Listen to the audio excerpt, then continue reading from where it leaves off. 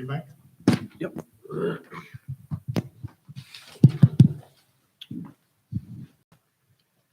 Okay, I'd like to bring this meeting to order for the Town of Brunswick Planning Board for August 19, 2021. If everybody please rise for the Pledge of Allegiance. I pledge allegiance to the flag of the United States of America and to the republic for which it stands, one nation, under God, indivisible, with liberty and justice for all.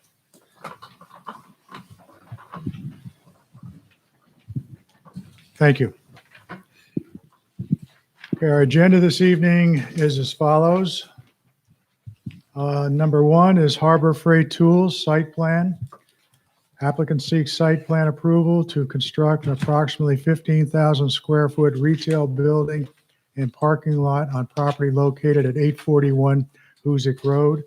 TNKY Troy LLC is the applicant. Number two, Lord Avenue property. Site plan and minor subdivision. Applicant seeks site plan approval for a 50,000 square foot supermarket building, loading dock area, parking, and stormwater facilities on property located on Lord Avenue. Applicant also proposes a road realignment of Lord Avenue. Lord Avenue Property LLC is the applicant. Number three, Galavan minor subdivision. Applicant seeks minor subdivision approval to create three new lots containing 14.05 acres, 12.43 acres, and 1.00 acres at 59 Deep Kill Road. Sean Galavan is the applicant. Number four on our agenda is Changing Visions of Energy, CVE North America, referral from the town board. Applicant seeks approval for construction of a community solar energy farm consisting of solar panels, associated equipment, and grass surface access road to property located near 3 Bel Air Lane, Applicant has filed a petition with the Town of Brunswick Board seeking a zoning amendment for the project. The town board has referred the zoning change request to the planning board for review and recommendation. CVE North American Incorporated is the applicant. We also have one item under new business, which is I would say it's the Diamond. Let's see. Yeah. Block Plaza. Rock Plaza. An amendment to their site plan. Apparently there was not further submittal today, so no. Maybe. Okay, scratch that. Okay.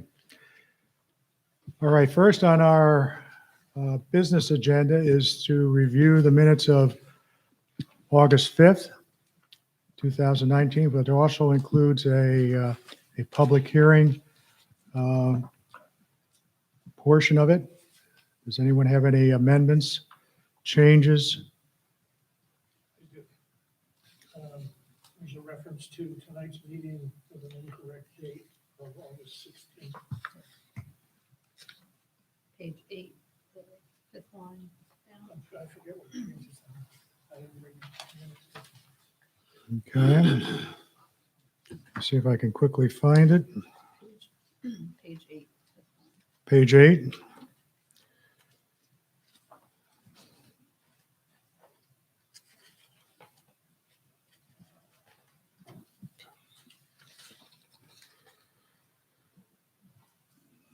Okay, page 8 at the end of the first paragraph, there's a reference to an August 16th agenda. That should be August 19th agenda. Any other corrections, additions, comments? Go hearing none, I will make a motion that the minutes be accepted as with the correction. There's a second. All those in favor? Aye. Any opposed? Thank you.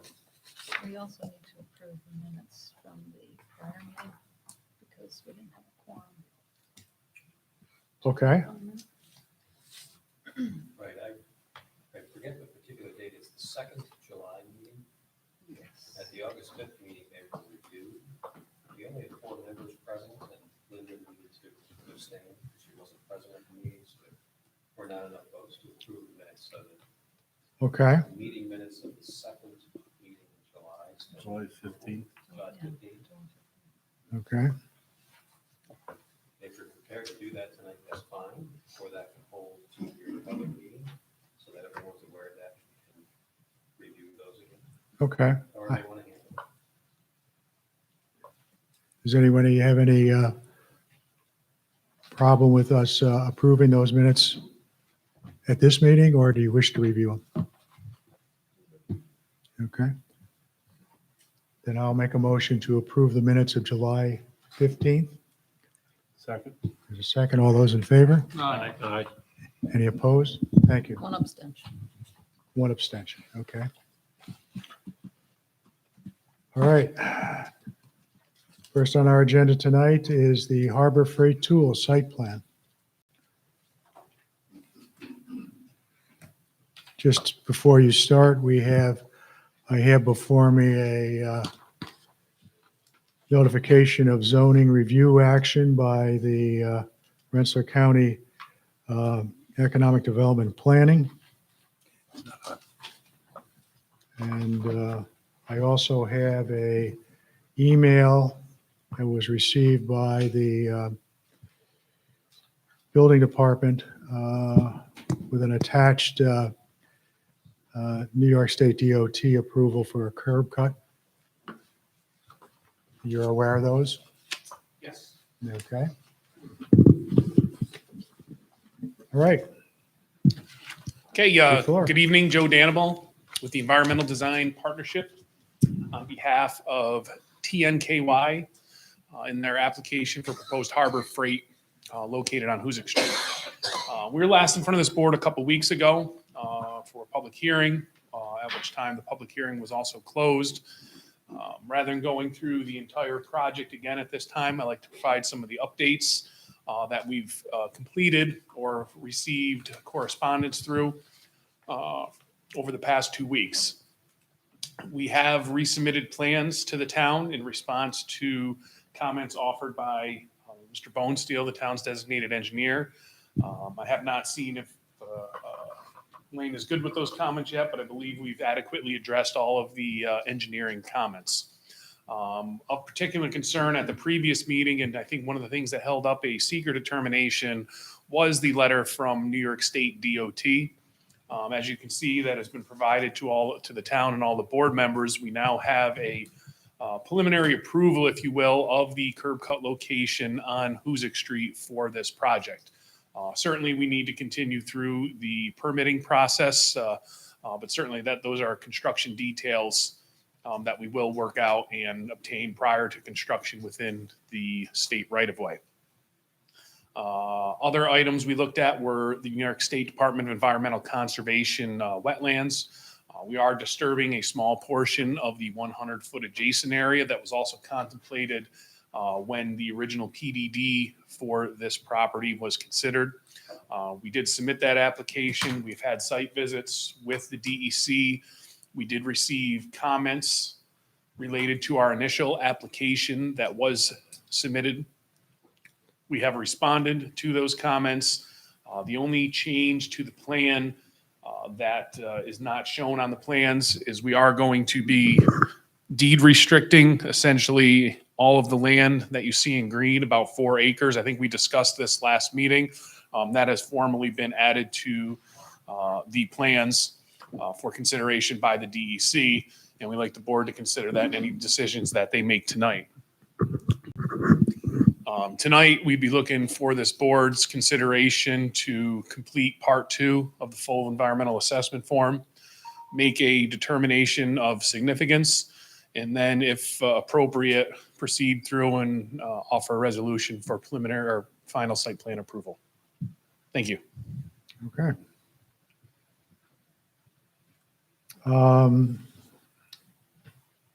Wayne, you have reviewed part 2 and part 3 of seeker review. I drafted them up for the board. Okay. All right.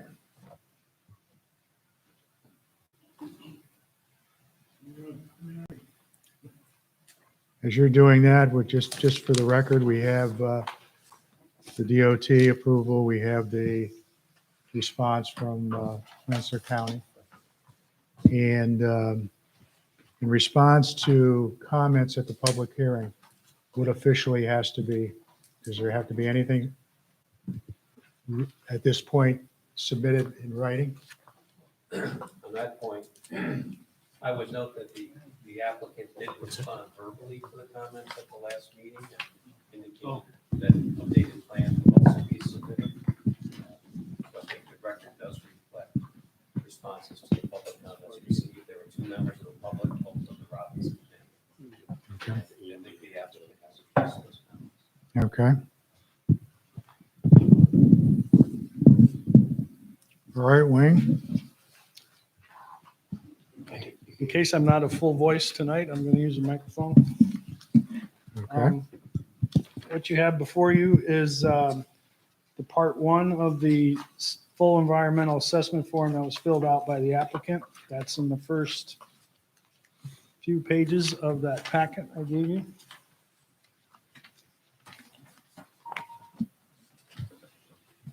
Moving on to page 1 of 10 of the part 2, which is identification of potential project impacts.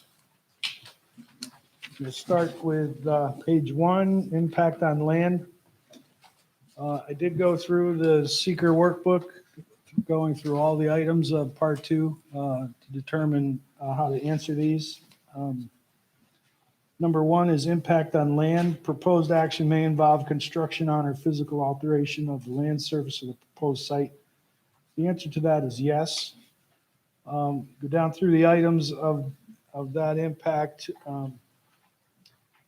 All of those items are no to small impact based on going through the seeker workbook.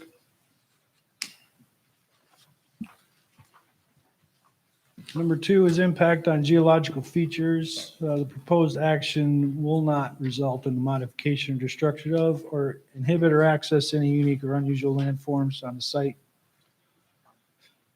Number 3, impacts on surface water. Proposed action may affect one or more wetlands or other surface water bodies. The answer to that is yes, they are adjacent to a DEC wetland, and they are encroaching on the 100-foot buffer. Therefore, the answer to that is yes. Going down through the items of that impact, the proposed action will not create a new water body. The proposed action will not increase or decrease over 10% more of a 10-acre increase or decrease in the surface area of any body of water. Proposed action will not involve dredging. Proposed action may involve construction within or joining a freshwater or tidal wetland, not a tidal wetland. That impact is small or no. The proposed action may create turbidity in a water body, either from upland erosion. The applicant has provided adequate temporary soil erosion and sediment controls for this project, so that is a small impact. They would mitigate any erosion or sediment. The proposed action does not include the construction of one or more intakes for withdrawal of water from surface water. Proposed action does not include construction of one or more outfalls for discharge of wastewater. Proposed action may cause soil erosion or otherwise create a source of stormwater discharge. They are adequately mitigating that through their stormwater design and their soil erosion and sediment control plans.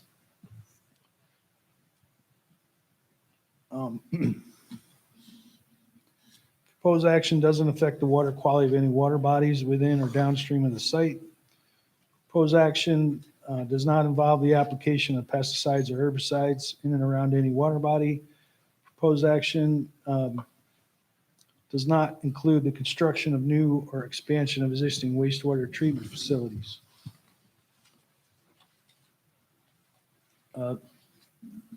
That's it for number 3. Number 4, impact on groundwater.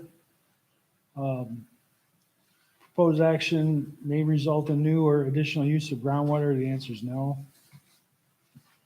Impact on flooding. The proposed action may result in development on lands subject to flooding. It is not in a designated floodway or floodplain. So the answer to that is no. Impacts on air. The proposed action does not include a state-regulated air emission source. Number 7, this is on page 4, impact on plants and animals. The proposed action may result in a loss of flora or fauna. They will have to do some clearing on the site. So therefore, I answered yes to that. However, all the resultant impacts are not existent or small for impact on plants and animals. Impact on ag resources. The proposed action does not impact agricultural resources, so that's a no. Next page, number 6, item number 9. Impact on aesthetic resources. There is no impact on aesthetic resources. Impact on historic and archaeological resources. The site has been cleared by State Historic Preservation Office for having no impact to historic or archaeological resources. Number 11, impact on open space and recreation. There is no loss of recreational opportunities or reduction in open space designated as an adopted municipal open space plan, so that's no. Item number 12, there are no critical environmental areas on the site. Next page, number 13, impact on transportation. Proposed action may result in a change to existing transportation systems. The answer to that is no. Number 14, impact on energy. The proposed action may cause an increase in the use of any form of energy because right now that is a vacant site. The answer to that is yes. Plus, there'll be some construction. However, the resultant impacts on energy are small or no impact as you go down through that list. Buildings less than 100 square feet, they're not using 2,500 megawatt hours. Number 15, impact on noise, odor, and light. The proposed action may result in noise, increase in noise, odors, or outdoor lighting. They are proposing to provide outdoor lighting where there wasn't before. The answer to that is yes. Going through the list, proposed action will not produce sound, noise, or above noise levels established by local regulation. Proposed action is not proposing any blasting within 1,500 feet. Is that correct? Correct. Proposed action may result in routine odors more than 1 hour a day. That's no. Proposed action may result in light shining onto adjacent properties. You've established that you're having downlighting in the parking lot and that the light does not extend beyond the property line. Correct. Right. Right. Isn't there also a provision to turn off the parking lot lights an hour after the closure of the store? Correct. That is the practice of the store. I don't know that is an actual condition of the approval, but that is Yeah. how the store operates. I Correct. was just trying to clarify that. Proposed action may result in lighting creating sky glow. We've had this discussion before, but sky glow means you have high mast lighting, up lighting. There's no sky glow associated with this. It's down lighting and there's no light emitting beyond the property line. So the answer to that is no. Item number 16, impact on human health. The proposed action may have an impact on human health from exposure to new or existing sources of contaminants. The answer to that is no.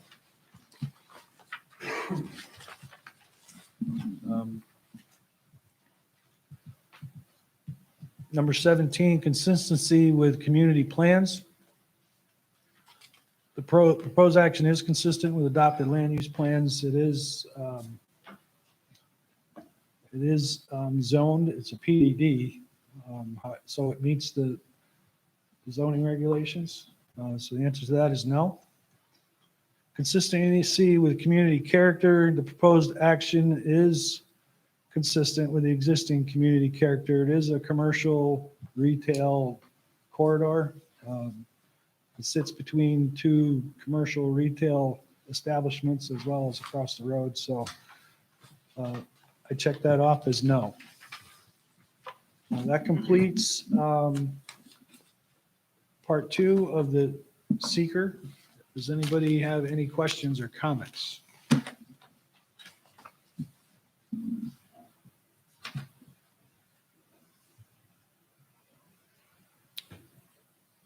Thank you, Wayne.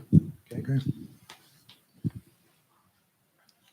Do you want to go to part 3 at this point? That's up to you, Russ. Let's go. All right. Okay, part 3 is evaluation of the magnitude and importance of project impacts and the determination of significance. None of the items were checked off as medium or moderate to large impacts. I didn't feel a need to provide any existing supporting documentation of the determination. I am considering this an unlisted action. The EAF Part 1, Part 2, and Part 3 have been completed. Go to page 2 of the Part 3. I checked off item A. This project will result in no significant adverse impacts on the environment, and therefore an environmental impact statement need not be prepared. Accordingly, this negative declaration is issued. Does anyone have any Comment- questions on that?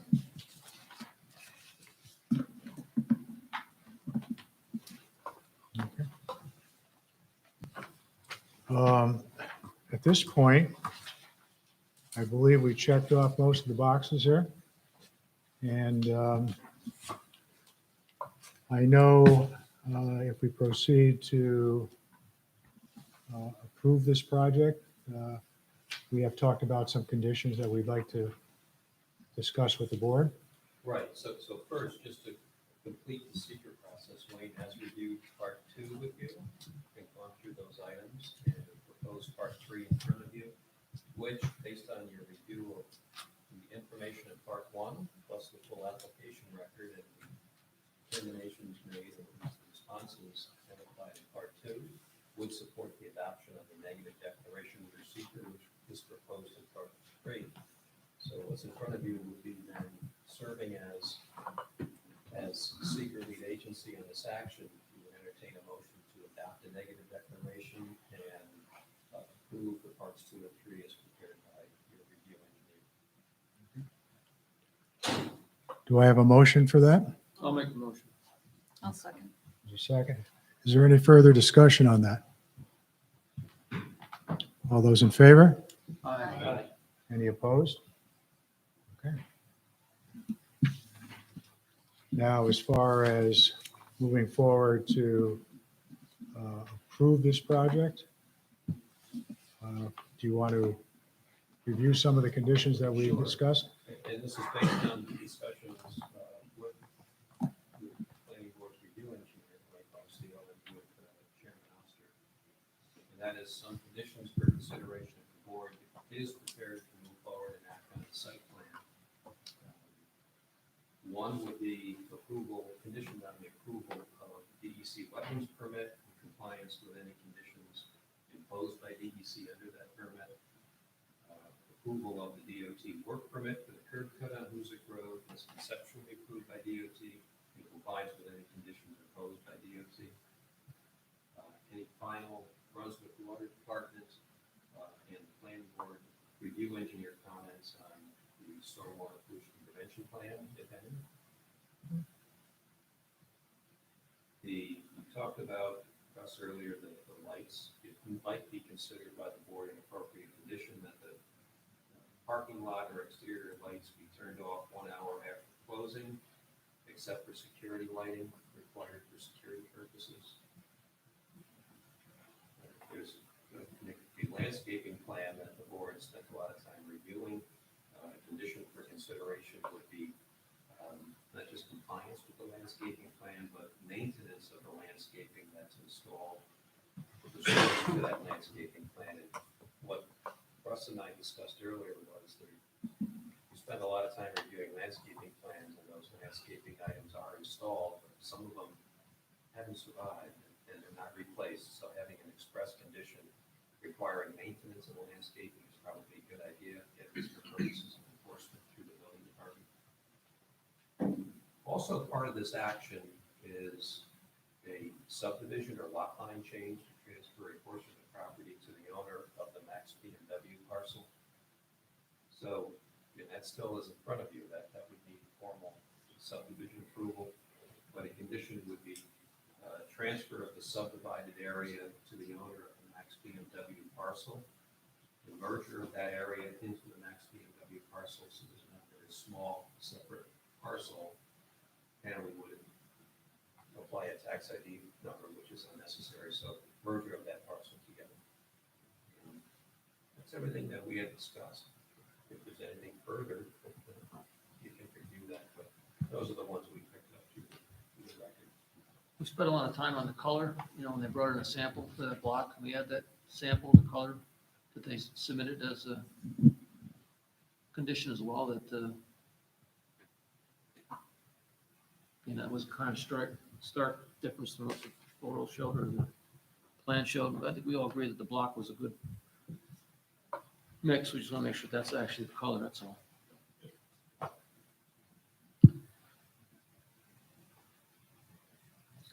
Exterior color of buildings match and be consistent with samples submitted to the plan.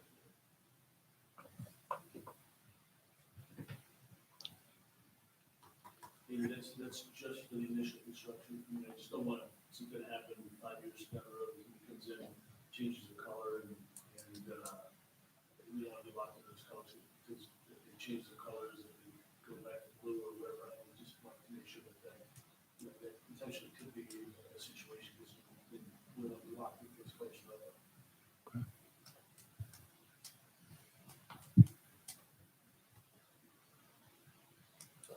What do you think, Evan? I think that's the color you submitted, so I think if you want to change the color to something dark, you might want to come back to us. I mean, I personally had a problem with the dark colors that originally submitted. It's a question of, if we commit that, I can't necessarily commit for, we're just the developer. So I can't necessarily commit Harbor Freight to say, okay, you're gonna keep the quote colors, the colors that we did because you were closed on it. It's gonna be the same as if somebody built a house and they're gonna put a white house and then changes to green. It's, we're definitely going with those colors that you have with the building designs you've done already. Those the same colors that we brought in with the red drive and that color. Right. Whatever this is, yeah, it was like red. They're not changing it they're not changing anything soon. I just don't want them to come back because Harbor Freight will push back and say, wait, you can't box. We're 1,200 store chain and we'll push back. So why'd you propose that color then? Because that's the color of the building. It's just, the block, we're staining the block. We're not having the block for that color. Where it's actually, the block we're putting the block up and it's a certainly stain that goes over. So it's the same thing as like a paint, but it's block stain. I would agree with a condition that the applicant needs to come back for a site plan modification if the color of the building changes, because it was part of the PDD that we were allowed to review the architecture of the building. So I'm in favor of that. Mr. Manello feels that that's adequate. Yeah, we spent a lot of time on it. Yeah, I'm happy with that. Is it possible to say that if it's a substantial change, so if they change the tone, you know, the value of the color a little bit, just because, you know, batches change a little bit, we don't want to back. So is it possible to say administratively that can be reviewed, and if it's a significant change in color, that would be subject to further site plan They review? brought in specific block that showed us color. So that's the premise that we're proceeding on. If you're gonna change that, then you gotta come back. The building inspector can What my make the client's decision, saying right? is that they're willing to accept a condition that says that it will be constructed with those colors, with those materials. All we're asking is if it gets changed from a corporate perspective, it gets changed significantly, it would be subject to further site plan review. If it's just when it gets repainted, it's a slightly different version of it, we don't want to be in a position where that could trigger a new review. That's the only thing I'm saying. Determination of significance. That would, what I'm saying, that would be subject to building department review. So I'm not trying to circumvent the town's review at all. All I'm suggesting is that we don't take the time of this board to look at colors if it's not necessary, if it's not a significant change. I would be fine if Chuck's office determined that it's a minor, slight variation. I would be fine with that. I think we understand what you're saying. It's just that I think the board is more concerned about the construction of the building at this point. You showed us what, you know, you were going to do, and we were okay with that. And that's fine. But I don't think it's unreasonable if the exterior of the building changes, that, you know, a site plan amendment or review has to be done. I don't think that's unrealistic. I propose some language. Okay? The building permit application and construction drawings must include an exterior color of the building to match and be consistent with samples submitted to the planning board. Any change in color of exterior of building must be reviewed by the building inspector, and any color change deemed substantial by the building inspector shall require site plan review. Does that work? Okay? Thank you. Thank you. All right. Okay, any other comments or conditions that any member wishes to consider? Are we okay with a list of conditions that Andy has proposed?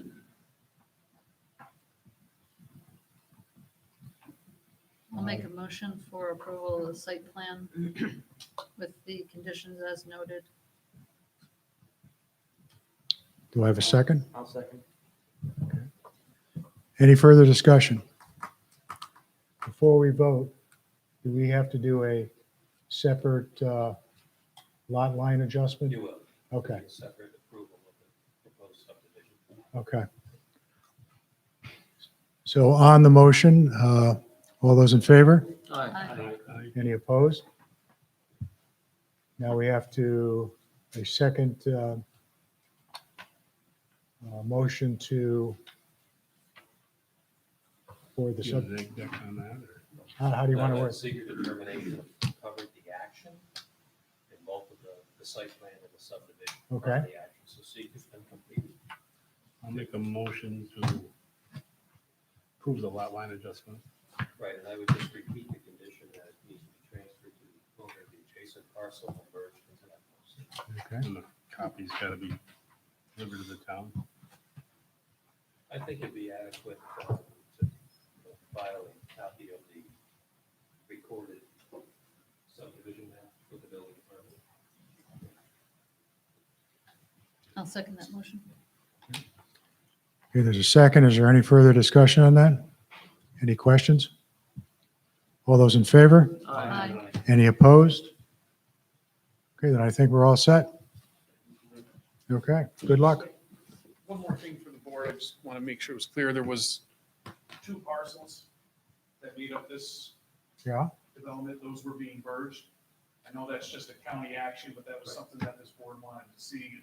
I don't know if there's any action needed on that by this board. I want to be clear. We'll know for the record that the lots would get merged into one parcel, and the subdivision would be lot line adjustment with the neighboring parcel. Okay, that's fine. I just wanted to make sure that was clear. We didn't miss anything. all right. Thank you. Thank you. Okay, thank you. Good luck. You guys want one of these or? Yes, that's the, is it signed?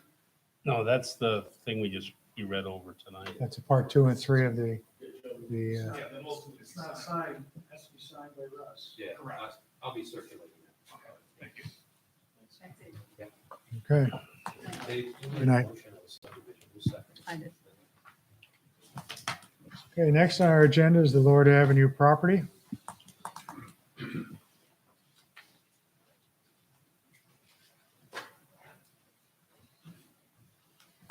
Good evening, Walt Whitman from MJ Engineering, representing the applicant, Lord Avenue Properties LLC. We were here at the last planning board meeting. At that time, we received a copy of the third-party traffic report comments.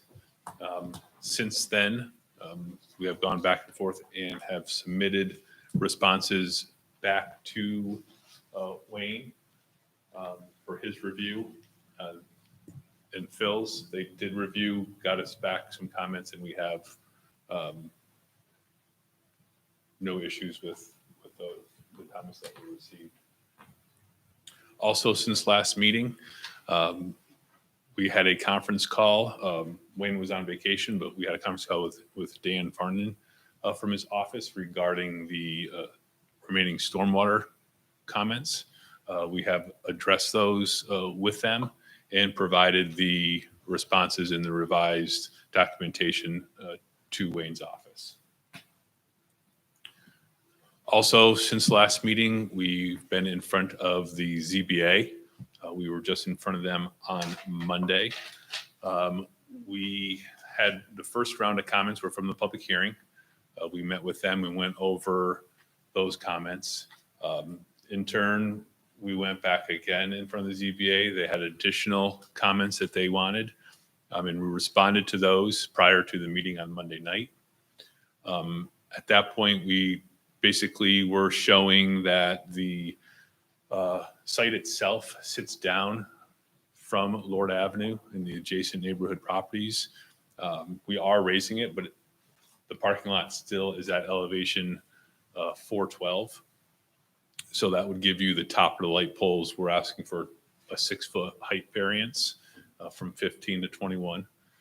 So that would give you a height of the light poles of 431, and the elevation of Lord Avenue is 423. So line of sight, 423 to 431 is an 8-foot visual difference. No matter, kind of went through with the photometric plan of both the 15-foot and the 21-foot, that the photometric plan, that all the light is contained within the parcel.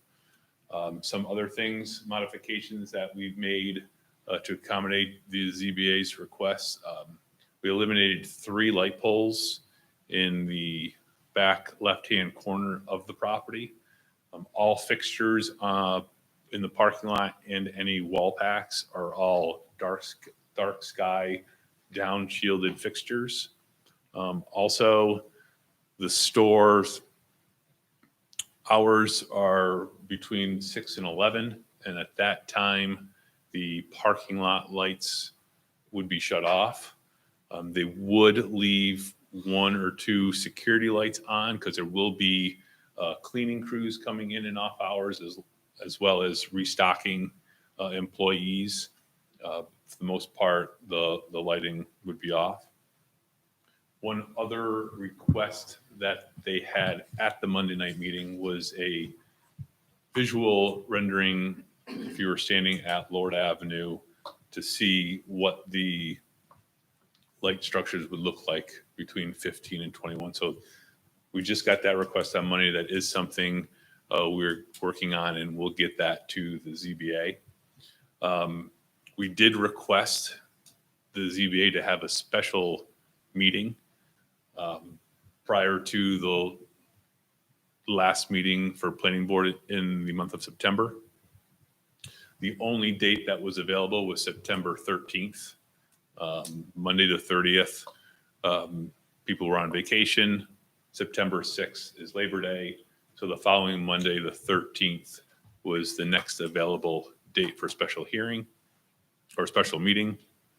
The board members accepted, and they did set a meeting for Monday, September 13th, which happens to be also the same week as the final planning board in September on the 16th. So that kind of brings you up to speed of what happened since the last meeting. And tonight we were looking to be able to go through seeker with the board. Thank you. I just have one question. I don't know whether I was out at the last meeting, but has there been any more details on how you're going to bring Phil in and do that as far as truck traffic and so forth? and stuff? That hasn't changed from our initial response from the public hearing. Okay, It's still the same schedule. okay.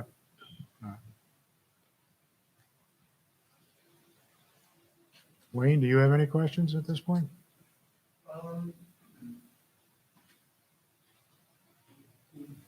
As Paul said, there was conference call on stormwater to kind of go over the last remaining questions that we had as far as calculations of the slip and some of the methodology. And I believe they did respond to that in writing. We are going through those items to make sure that we accurately addressed all of those comments. I did want to go through it for Bill Bradley. Bill was pretty comprehensive review of the stormwater as well, so I wanted to go through those comments with him. He does have to sign off on the slip and general lot, so wanted to coordinate all that with him. I think we're very close to resolving the issues with that. Our traffic people did VHB did respond and to the initial traffic study review. We did provide additional information. Our office, our traffic people did review that. And, we did provide a response to the additional information that they provided. Maybe Alana might want to go through some of those items. You betcha, no problem. Just for the word, so I don't read it off the page. Probably Sure, no problem. Alana Moran with VHB, and as Wayne had said, there's been a little bit of back and forth on the just kind of the traffic calming, specifically potential features for the neighborhood. This letter that had come on the 18th was essentially kind of what we were hoping to see, which was essentially providing the town some options should you choose to implement any type of traffic calming within the neighborhood. Some of your options include things like speed humps, speed bumps, speed tables. So those are all vertical raised elements. Some of the things that have to be considered with that, of course, are plowing and maintenance. That's often a headache for the highway department. The other things that are identified are things like roadway striping. So you could provide additional stripe. Well, I say additional. You could provide some striping on those neighborhood roadways to allow for kind of that narrower visual cue of a more narrow travel lane itself. There is always the maintenance associated with that as well. But there are a couple of existing stop signs or the always stops in the neighborhood right now. And those could be supplemented with, say, stop bars. a little bit of enforcement occasionally would probably help at that location as well. But those are the types of things that should be considered by the highway superintendent in order to determine what would be preferred. The other thing that was noted specifically in Phil's letter also was that should the town choose to look into the potential for a one-way roadway through the neighborhood, say changing Lord Avenue to a one-way, establishing the base traffic patterns after everything has been built, both the traffic signal and the proposed supermarket and everything going on across the street at the Planet Fitness. And then that way there would be a much better measure of what's actually going on in the neighborhood. So you can determine whether it's really the best thing to do a one-way road or something along those lines.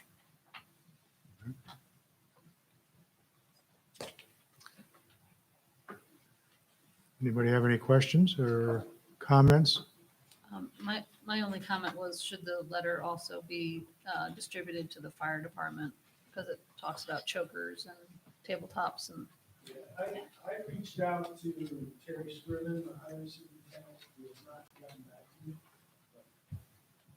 I'll have to track him down, discuss this with him, see what his thoughts are on any kind of traffic coming on those roads, Genesee Street, Oxino. So I have not talked to the highway superintendent.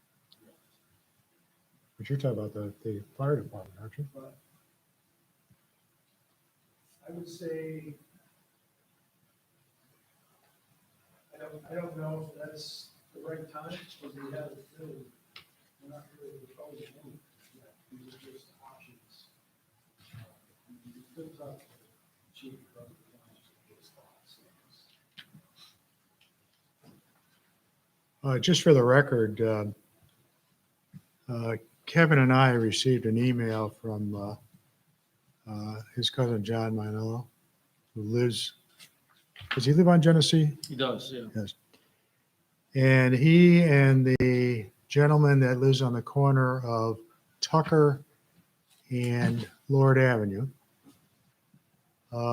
came up with something about closing off Lord Avenue. But it was not very clear on the diagram or the narrative that he gave us. So we'd like to maybe check with him on what he's driving at, but he was proposing closing off part of Lord Avenue. That's all I could determine. So until we could get a clarification on that, I don't even, know if it should be officially part of a record or whatever, but between Kevin and I, we'll try to figure out exactly what they were driving at. I mean, it sounded kind of weird. I know the gentleman on Tucker Avenue, he had some major concerns where people would cut over by the Plum Blossom, cut down Tucker Avenue, and then go,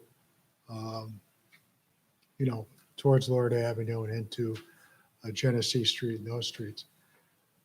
And there was a constant traffic. And he was talking originally, I think, at the public hearing about making that a one-way. But this blocking of the street, and we know from experience that you can't do that anyway. But we'll get a clarification on that and have it available at the next meeting. I mean, bottom line is our traffic people find that the numbers that VHB has provided are reasonable. As a suggestion or recommendation that there should be some type of evaluation of the traffic after construction, completion of construction. Andy and I talked a little bit about whether or not we could make that a condition of approval.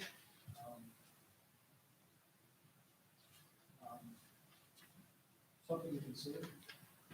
Well, I can see where it's very hard. You don't even have the light up there to impact any traffic right now that's going through here. Very difficult to predict what the traffic patterns are going to be without a lot of those traffic controls in place. Would it be fair to assume that it would be prudent to do another study after the store has been constructed and the light is up there. Before we do any type of recommendation for changes in, signage, speed bumps and everything like that. I think as far as this development is concerned, it would be prudent to kind of make that determination after. Yeah. There is an existing condition on Genesee Street in Otsego. People cutting through the neighborhood to go someplace, just to avoid Route 7. Maybe the town should consider some type of traffic calming anyway. It might have to be a mix, some initial signage and so forth. And striping, which is Yeah, expensive. yeah. Those are easily maintained and easily. See, through this whole process, I personally have a problem with some of these studies when you're really doing existing conditions. You don't even have a light there. You don't even have a supermarket there. How can you predict what's going to happen? And a lot of the traffic and some of the speeding traffic and going through, running through stop signs and so forth and so on was actually observed to be residents of the area. So the traffic thing is, I think, has to be considered. Can I just make one quick comment? Sure. Which is essentially that a lot of the traffic that's in the neighborhood is really the residents. There's certainly the acknowledgement, I think, by this study, by all the work that Phil has done, that it may increase and that there may be some cut through traffic there already. But a lot of it, like you said, is the neighbors. So there's that existing condition that you're talking about and wanting to actually see what the future potential is or what that change might be, because you've got all your base numbers at this point. You've got the couple counts at Tucker and Lord, and you've got the count there at Otsego with 7. So you've got a base condition that you can then actually compare to and actually see, is it increasing? Right. So it's a nice base for you to work from. Thank you. Okay. I think moving forward at this point, as far as a seeker review and determination, we talked about that and possibly be prepared to do that process at our next meeting on the 3rd. I think having that visual impact assessment would be helpful for us as well to go through those items in sequence.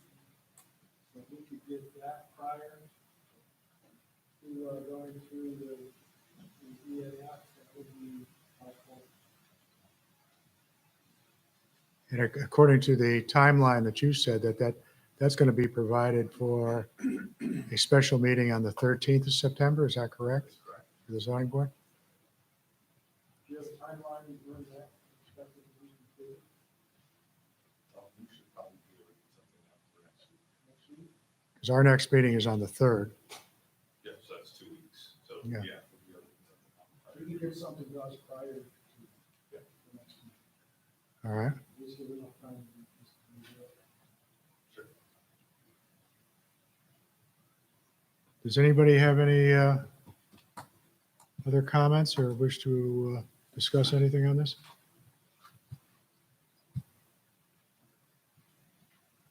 We all set? Okay. All set. Then I think we'll put you on the agenda for the 3rd with the idea that if we get all the information that he needs, we'll start doing the seeker determination and get that moving. Is that Yeah, so that was kind of the plan. I was hoping we could start it tonight, but if not, the next meeting on the 3rd, because we will need the secret determination to be able to go back to the ZBA to conduct that meeting, and then to be able to come back here. So we need the secret determination to be able to go to the ZBA to get their ruling on the variance. okay? So if we do it on the 3rd, you'll have it That will available. that would still meet. Correct. Yeah, all right. But that's also contingent on you getting the information before our meeting to Wayne, so. All right, Yes. okay. I think we're all set. Okay, thank you. Thank you. Have a good night. Okay, next on our agenda is the Galavan minor subdivision. Are you recusing myself? And note that Linda Stancliffe is going to recuse herself.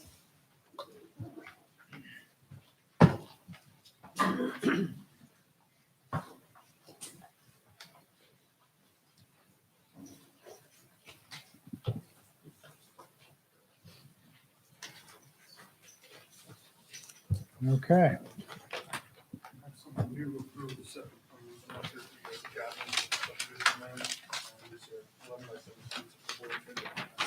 Okay.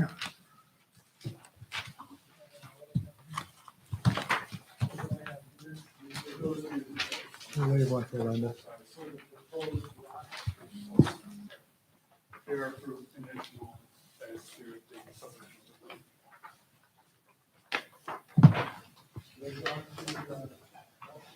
Yeah, and I have an email from Derek Gardner. If you'd like to see it.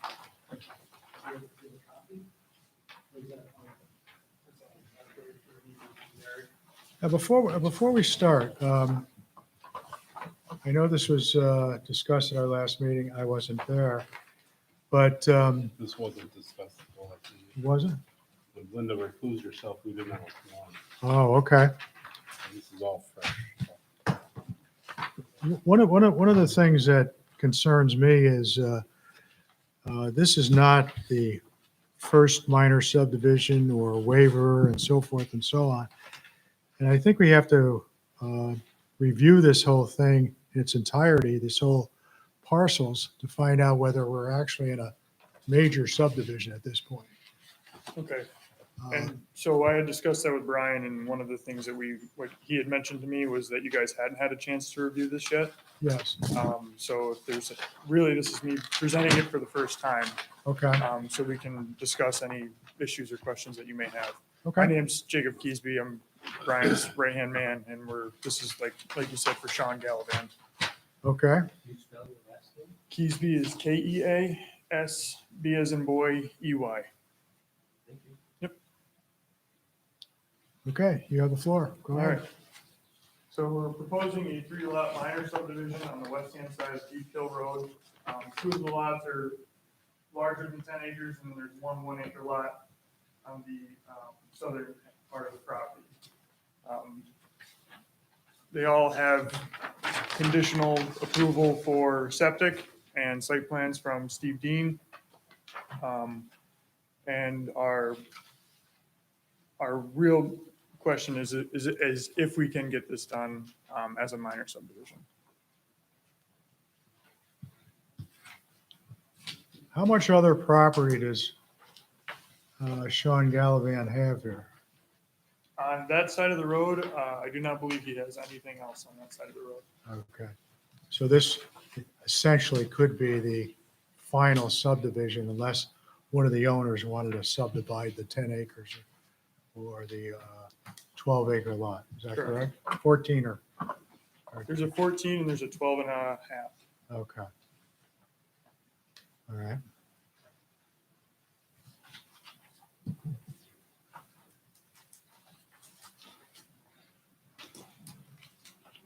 Now, I see on this one piece of property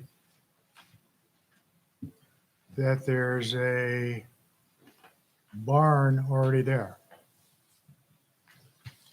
Correct. Are you talking about the lot 2, the 12 and a half acre piece? Right. Yes, there's a metal barn there currently. Isn't there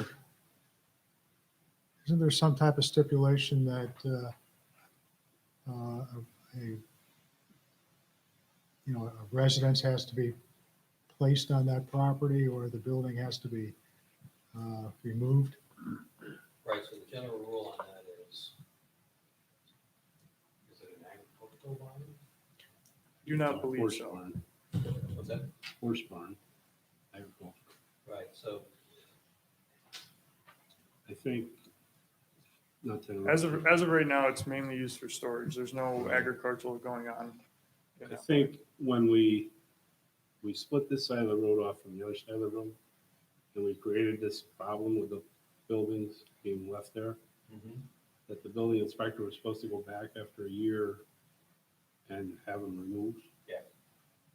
But it's a damn well-built barn, and hate to see it get torched if somebody's gonna build a house there. Right, so the rule is these buildings are deemed accessory structures, and the zoning law does not allow an accessory structure without a primary structure on the lot. But Dave, you're correct, sometimes these structures are worth keeping, worth saving. So the board has entertained approving a subdivision, creating a lot that has an existing accessory structure on it, with the condition that a primary structure be, or at least a building permit for the primary structure be applied for, and construction commenced within a year. Okay, Alternatively, failure to do that, then that issue of an accessory structure on a lot without a primary becomes a zoning compliance issue. Okay. Just not contained in one lot, there's two lots. So why And to your point, sir, as you can see on this plan, those two buildings on the 1 acre lot are planned to be removed before any sort of construction. but we're not now talking about the, what they call the metal barn. Is that correct? On Yeah, on they're lot two? down by the road across from. Okay. Is there plans to, sell this lot with the idea that somebody's going to build a house within a year or so? Do you The know idea that? would be, yes, we have, like I said, we have the septic approval. The idea is to sell this in order to build on it within a year, Okay. or as quickly as possible. Now, I have a question. I noticed that there's a proposed drive that's included in lot 2 around the small lot 3. That's correct. Why is that there? Because we had wetlands delineated, Army Corps wetlands, there's a stream that runs down along the bank underneath lot 2 here. And to alleviate having to cross that wetland, we brought a 50-foot right of way around the back side of lot 3 to access lot 2. Okay, Lot 2 still maintains road frontage, but we're trying to alleviate crossing the wetlands. that makes sense. And there's already a structure in place up here that makes that crossing feasible. It does not cross any wetlands. Okay.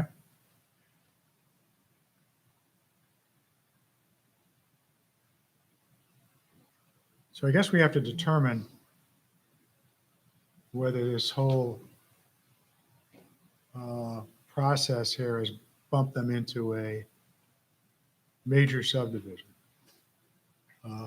Is there any comments from the board on that? Or do you wish to just take this as a minor subdivision of 3 lots? When was the last one, Russ? He's done so many, I can't. I I've don't lost know. track here. When we did the piece across the road, we determined that he was not doing any drive roads or like septic improvements. And therefore, it was not a major. He Okay, wasn't putting in no infrastructure. So it wouldn't be a major. Just based on the number of roads. But there wasn't it didn't sound like there was a number of lots, as long as you didn't have infrastructure. Well, we discussed this issue too, when the chairman just and I had. You get to a certain point where there have been a significant number of lots. And Kevin, I agree with you, I can't recall the timeframe on this, but there have been a significant number of lots. Yeah. Divided out of, we'll call it deep hill property. Mhm. And from a subdivision standpoint, it might still be appropriate for a minor, there's 3 being proposed now.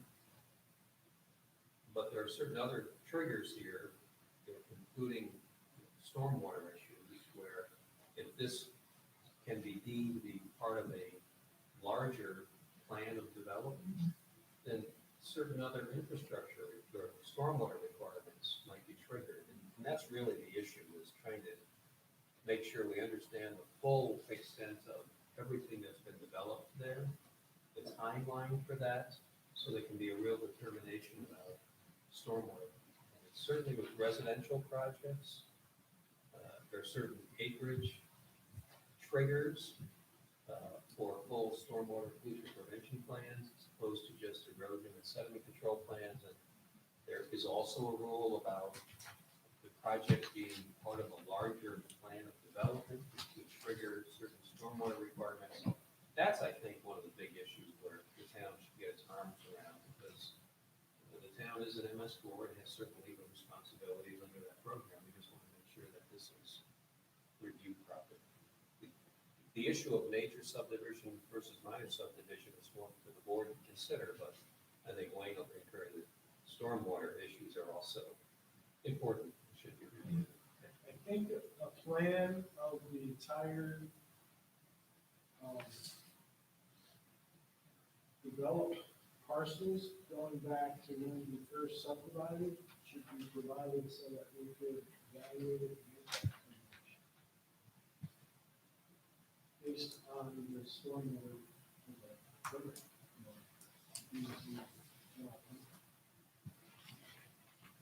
I did provide the SWIP, and I have another copy here as well, if anyone would like to take a look. So was the SWIP just developed based on a 3-lot subdivision?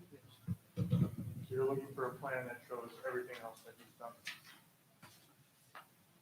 Right, only because that's the way, that's the way we need to evaluate it, as far as, stormwater rules. I guess we need to come to the determination whether this is part of a bigger plan. Well, that's why I asked initially, how much more land does he have? I mean, if he doesn't have any more land, There's another quite large parcel there. he does? Didn't you just say that the 50-foot right of way on that plan? Yeah, there's a, 50-foot right of way potentially imply a additional road. Right, what he's got is a 50-foot right of way, I think, over the 1 acre lot to access a much larger lot. The larger lot itself had a frontage on Deep Hill, we're trying to avoid a wet, along the shoulder of the road. But you're right, it's a I think it's 25, isn't it? Is it 25? It looks like 25 feet to me. Yeah, it's 20, 20. 25? Is it a 25? Yes, it is. That's my misunderstanding. I'm sorry. I don't know that it's right away as it's deeded. I mean, it looks like it's Yeah, it's part of the parcel. part of the parcel. It's part of the large lot? Yes, it is. Yeah. It's not an easement. No, Oh, it's correct. the frontage. It's the frontage required for the,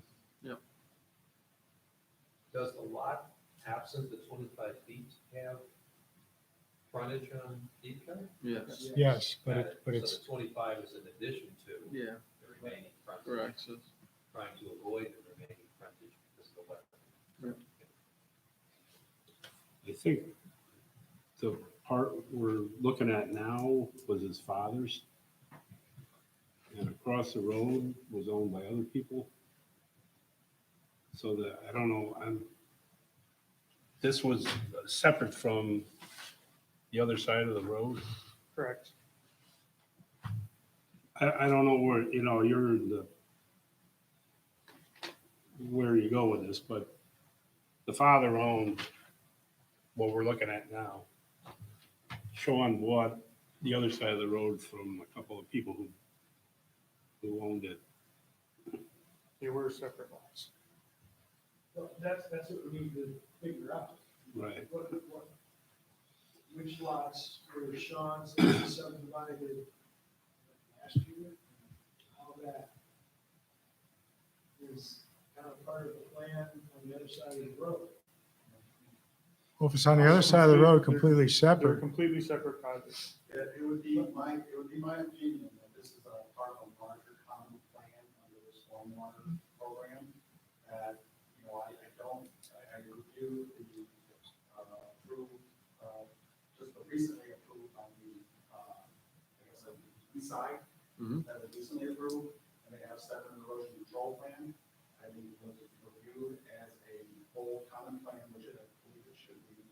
I believe they still would probably be within the sediment erosion control plan limits, but we need to know that, and it could be very straightforward, or they may have to do more, work to develop a full script with, I think we just need to know that, they wouldn't put the numbers in paper. right. Even then, it comes down to the 5-acre disturbance. So if you're under the 5-acre disturbance, it's part of the entire common plan, They're close. then So, Maybe- so that 5-acre disturbance would only be for this side of the road though, correct? not, Because they're separate parcels. No, I think you missed the point. The fact of separate parcels is not the key issue. The key issue is accumulating land and creating an overall plan of development, regardless of when you acquire the property. If I concur, it'd be my opinion that you, under the stormwater program at the state level, you do look at the area and determine whether there is an overall subdivision plan, the way it's defined in the state stormwater regs. The fact that it's on one side of the road versus the other is not determinative. we ran into this in the town of Sandy Lake. Actually, on 150, Birch Builders. Had two subdivisions back to back. But they were all part of a common plan, so you have to take into consideration other parcel when you're doing the stormwater. It's part of the entire plan for development. And the same applies here, it's just that we need to understand what that entire development plan is. Doesn't matter whether you subdivide it separately or it's the other side of the road, it doesn't matter. It's all part of a common plan. Okay. And then when you reach a certain threshold of disturbance, it triggers, full slip and post-construction development controls for stormwater. Regardless of whether there's infrastructure. Okay. So the other question at hand was the minor subdivision. Pending that plan, would you be willing to make a determination as to whether this is considered a minor subdivision? If everything with that plan is in regs with that, then would these 3 lots be considered minor? I guess I have to check the subdivision. Right, and again, in my opinion, I advise the board to get some information. The total number of lots that have been divided out by this particular property owner, and when, because that's going to be needed to determine whether this should be reviewed as a minor subdivision. So when you say that this particular property owner, I guess I don't understand exactly why 2 separate tax map parcels, whether they're the same property owner or not, they're separate property. Why that's a need. Well, I'm going to give you this analogy, okay? You're familiar with secret, right? Yep. The environmental review and the issue of segmentation. It's the same kind of concept, where you take what could be viewed as an overall project and you divide it up into small pieces, each one of which may not have a significant impact. But when you look at them cumulatively, you say, whoa, wait a minute, we didn't anticipate that. That's what the board looks at. They're going to look at it for purposes of stormwater. And quite frankly, I think they're going to look at it for purposes of this should be viewed as a minor, or should it be viewed as a major, 4 lots or more. So that information about what was divided out and when, I think is relevant information for the board to make that determination. Okay. It doesn't have to be anything significant. I just want to get all the It's just like an information in my area head. map of showing what lots came out and when. All right. I'm pretty sure your office did all of them are. Yes. So you should have a lot of that information now, so just, depict it in way. All right. You think you can have that information to us by our next meeting? I can certainly try. Okay, I mean, we'll put you on the agenda for the 3rd. Okay. And- I'll plan on being there. Okay, Can we get a tax map of the area and show that other big parcel of land that he owns? Yeah.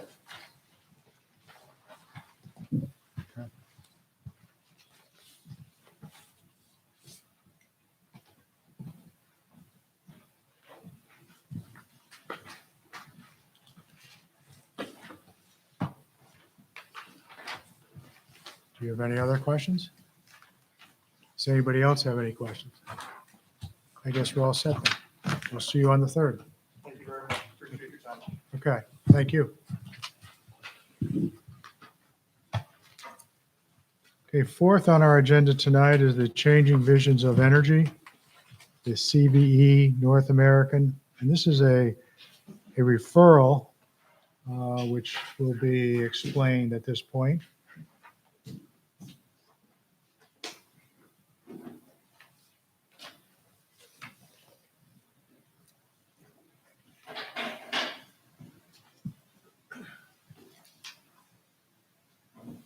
Hello, good to see the board tonight.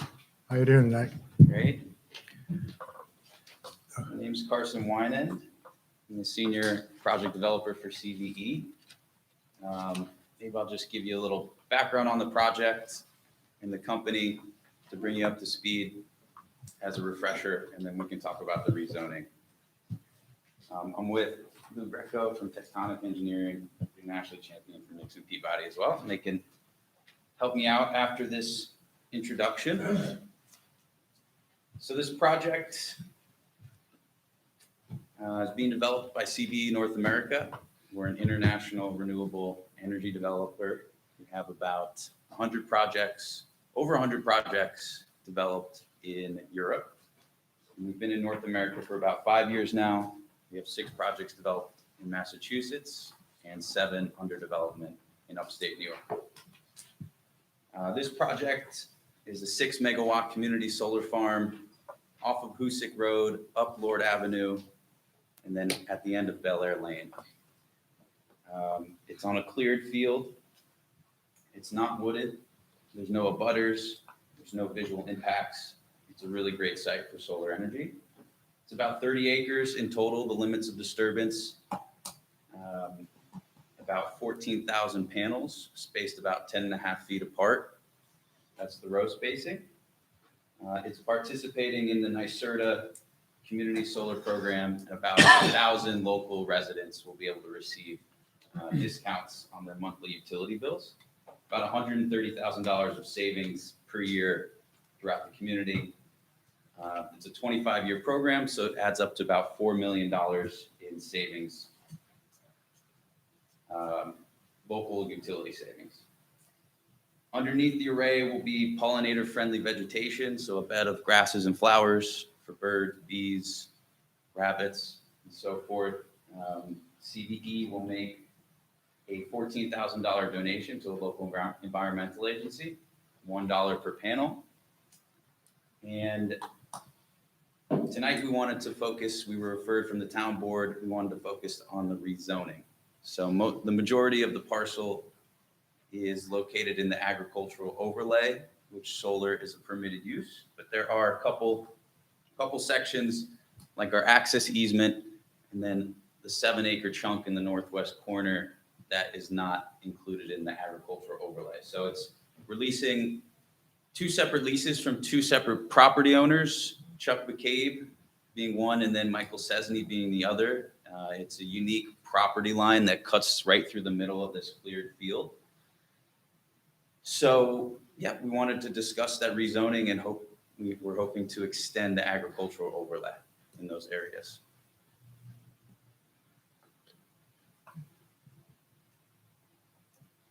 Okay. Just from a technical point of view, Yeah. I'm going to have Andy explain this referral process at this point. We've been asked by the town board to review this and make a recommendation to them as far as a rezoning of this parcel, basically. And I received a letter in detail on that. You want to add anything to that? No, so in general, the applicant has petitioned the town board for a change in zoning.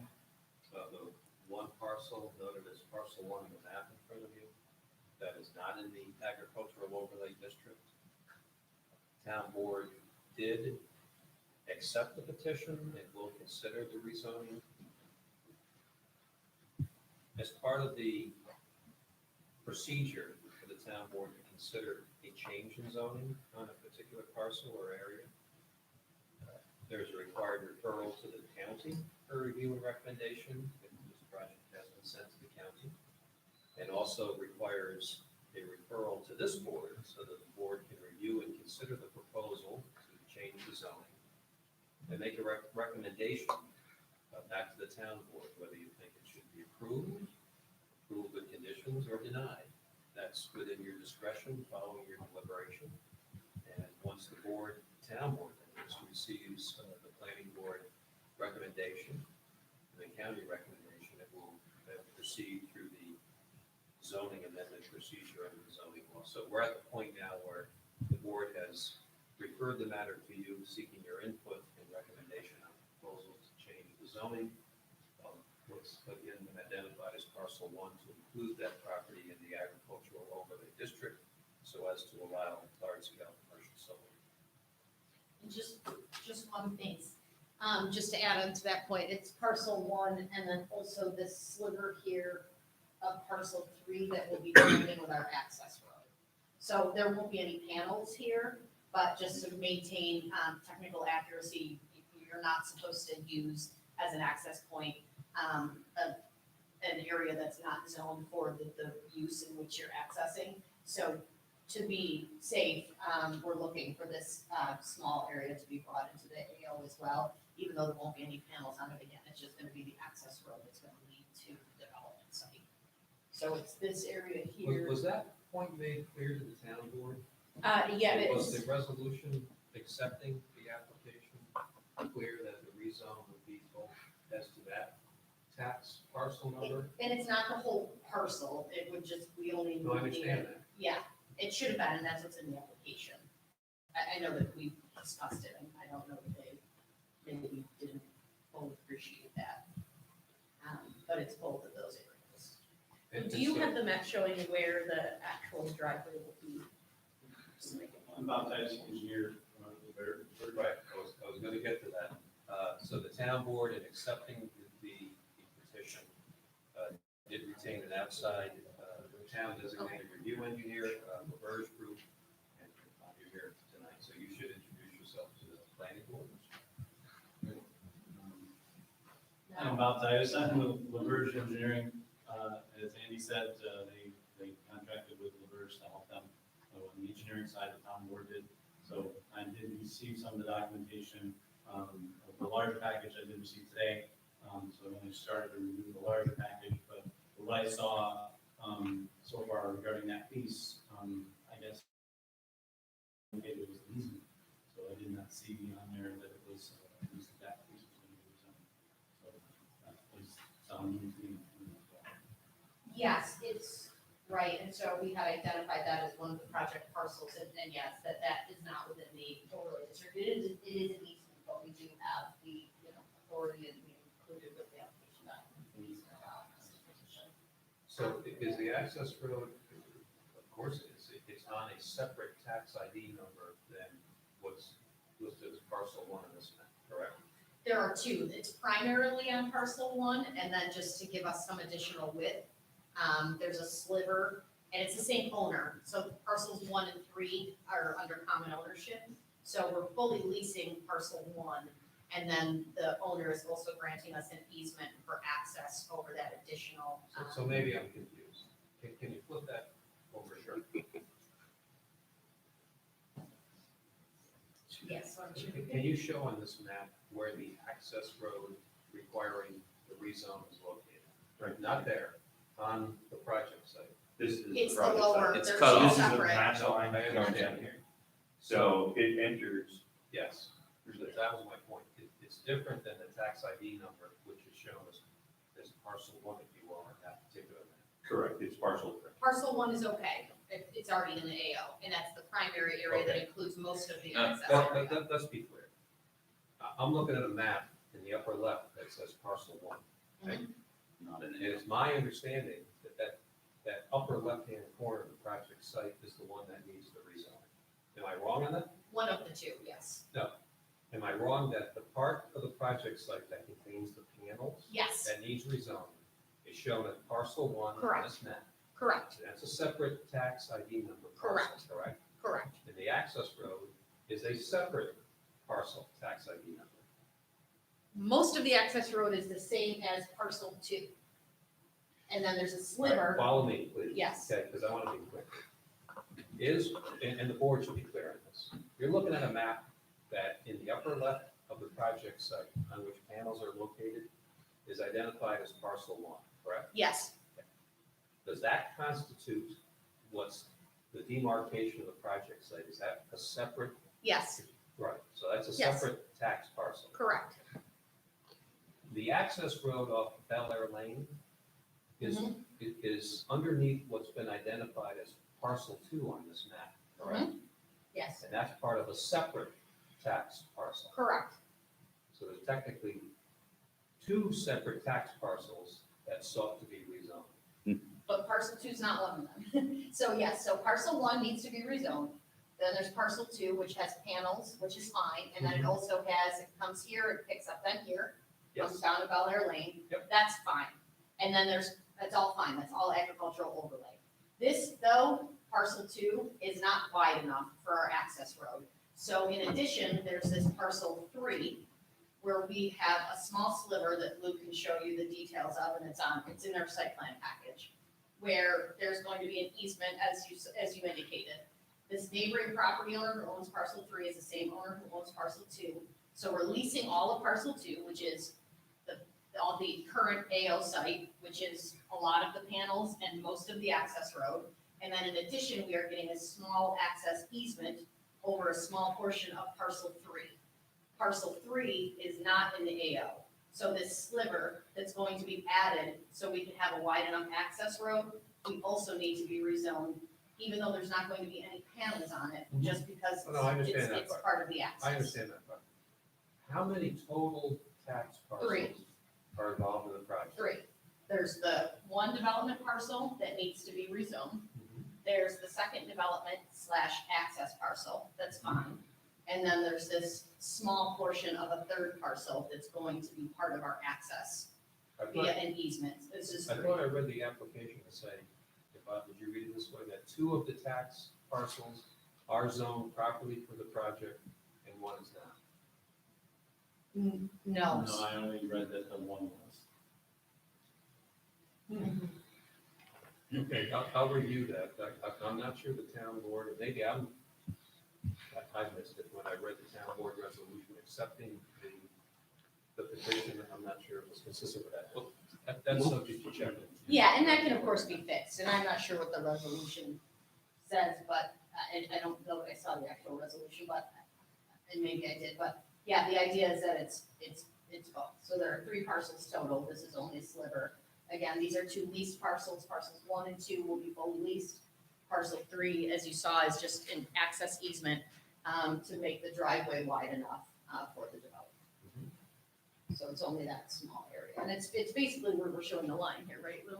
That's all that we're getting as far as the easement, just, Yeah, just exactly. so it's just to widen it basically to So make what it part of contiguous parcel here. 3 are you asking to have it rezoned? The entirety of parcel 3? No, just this area that you can Okay. see sort of the line So- here so that's now- gonna be, If I Our understand it easement correctly, area. then that parcel 3 would have a zoning district boundary line bisecting the parcel?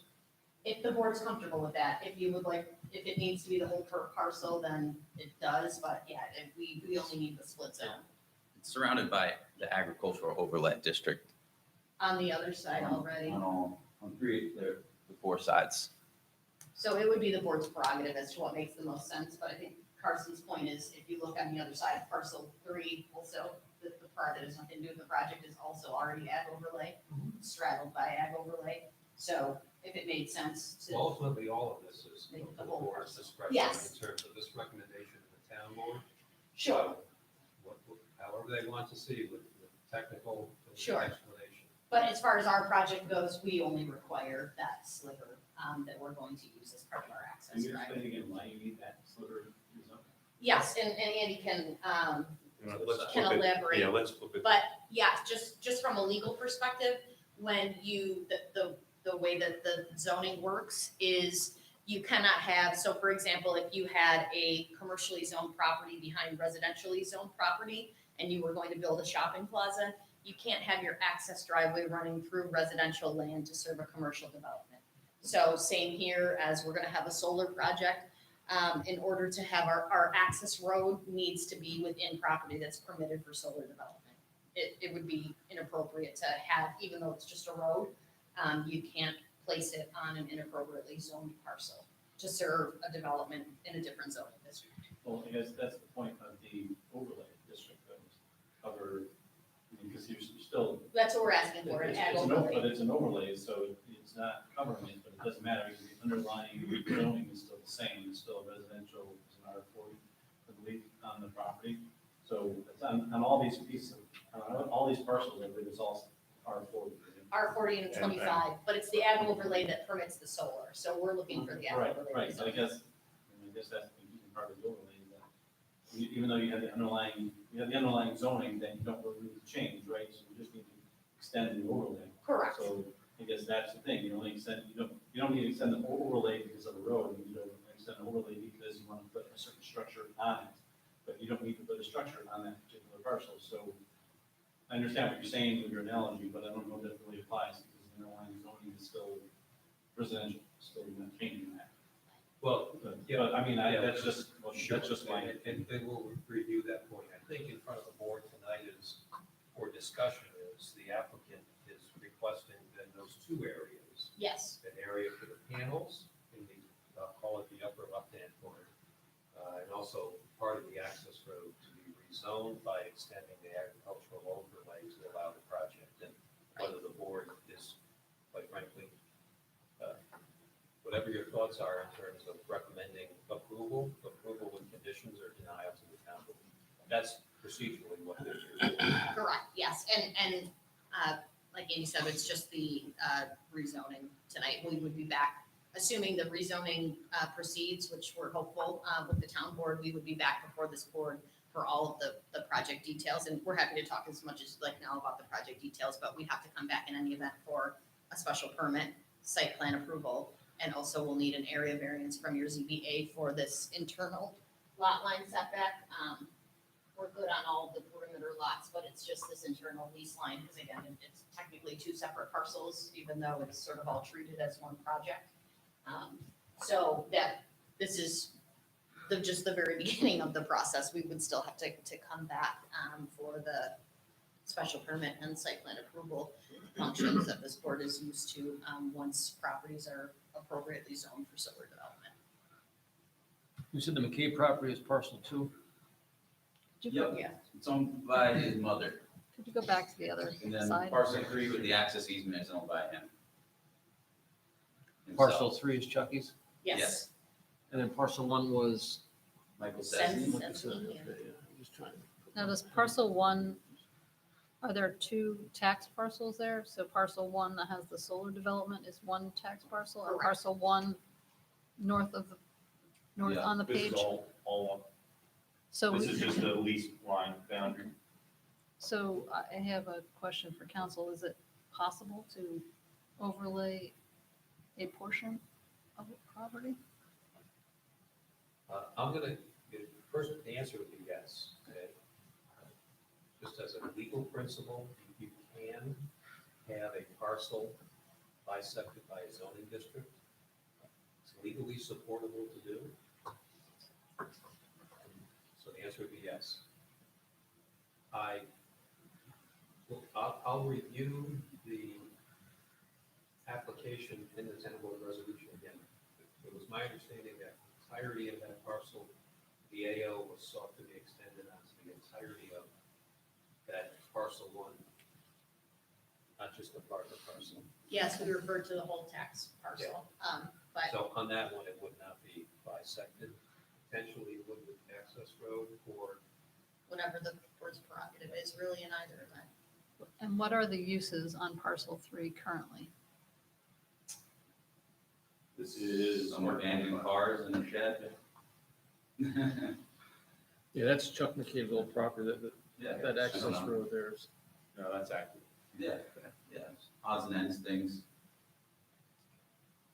Michael Chesney lives on parcel 1, north of that thick red line. And then there's a hill, a wooded hill that goes up to this cleared field. Can we get a tax map showing more than just your couple of little parcels? Yeah, I And think you have a It's larger on aerial in the- the plan set. Correct. I need somebody to explain to me what an agricultural, I thought we had, it was A40, it was R40. What's this agricultural overlay stuff? Looks like somebody's going around the end, but under the current Brunswick zoning law, there is an agricultural overlay district. It is on the zoning map. The intent of it is to follow the agricultural district Yeah, then refer to. and promote agricultural uses within existing agricultural districts by creating that overlay. Did I answer your question? really, to what benefit of who? Well, or detriment? It's, right, subject to your deliberation. And you read through the zoning law, what the purpose of the agricultural overlay is certainly to promote agricultural uses. Because again, it follows the agricultural district mapping for the town. But on the table of uses, large-scale commercial solar is an allowable use within the agricultural overlay district. So while it may have been intended to promote agricultural uses, the table of uses does list large-scale solar as an allowable use within that district. And that's actually very common in most of the municipalities that we are in, is that usually where you see solar permitted, it's within the larger agricultural districts, because it's found to be generally in the state that solar, which is a, fairly inert use, is compatible with ag uses. So typically. Well, not exactly. When you put a solar farm in, you take out all that agricultural land. Compatibility, meaning that there's not a conflict in the Yes, uses, there like there is. is commercial, Now- residential. or- Now the land is no longer agricultural, it's commercial, industrial, whatever you want to call it. But hydrology wise, it still responds stormwater. Where it's still slow, it tends to promote infiltration into the ground, so it's like, it's entirely different than having a parking lot and an ocean of asphalt. And it's also temporary. It's not a permanent conversion of the land. A lot of, right now, this land is not being actively farmed. And that's common. There's a lot of agriculturally zoned land in this town and others. It's not actively farmed for whatever reason. Sometimes that's purposeful. The land needs to rest. Sometimes it's not, just because there's lots of farms that go out of business, at least temporarily or permanently. But in any event, the idea with the ag compatibility as well is that for these solar farms, that there's a useful life of the solar farm, and at the end of it, we're required to decommission and remove all of the equipment, and then you're left with, the same property that you started with, just minus the use year over year, like you would if it was being actively farmed. But right now, none of this land is being actively farmed. I have a question for Andy. The zoning laws that we currently have were put into effect in 2017. And there has been some suggestions on changes and so forth and so on. There has been a moratorium on single-family or multiple-family housing that's in effect right now. What I understand was the idea to review the zoning and make any necessary adjustments or amendments to it, in sort of like tweaking it in a little bit. Would something like this fall in that category? This process that's now being, in the making? The current petition for rezoning is not part of that process. Okay. Under the current zoning law, there is a provision for amendments to the zoning law. It can either be done on the initiative of the town board on its own, or it can be done through a request, a petition by a property owner or an entity that has an interest in real property. So there's Whatever's nothing, being done by the town board on its own initiative to take a look at the zoning law is different than a request, a petition by a property owner to change the zoning law. is the process right now that the town is undergoing, will that involve any changes in zoning? For example, expanding some areas of commercial or I whatever? don't know the answer to that. Okay. So right now, currently, there is a moratorium in place on two-family, multiple-family dwellings. Certainly, those issues are being reviewed. I don't know what the result of that will be in terms of any proposed amendments to the zoning law.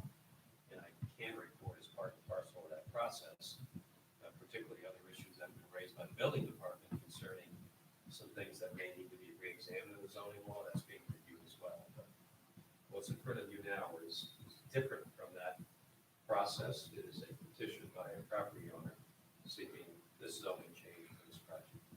Does this trigger a public hearing at some point? Ultimately, it will at the town board.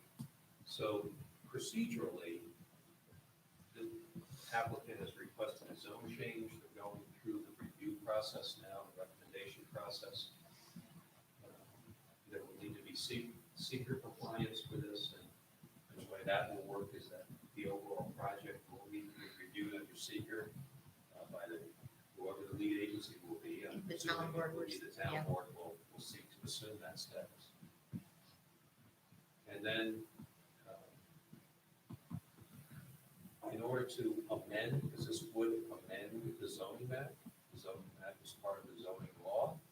It was adopted by local law, and will need to be a local law to amend that. The local law process will require a public.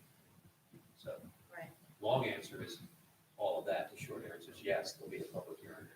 Several, actually, because then we'll come back There will. before this board and have another public hearing, and at the ZBA, we'll have a public hearing.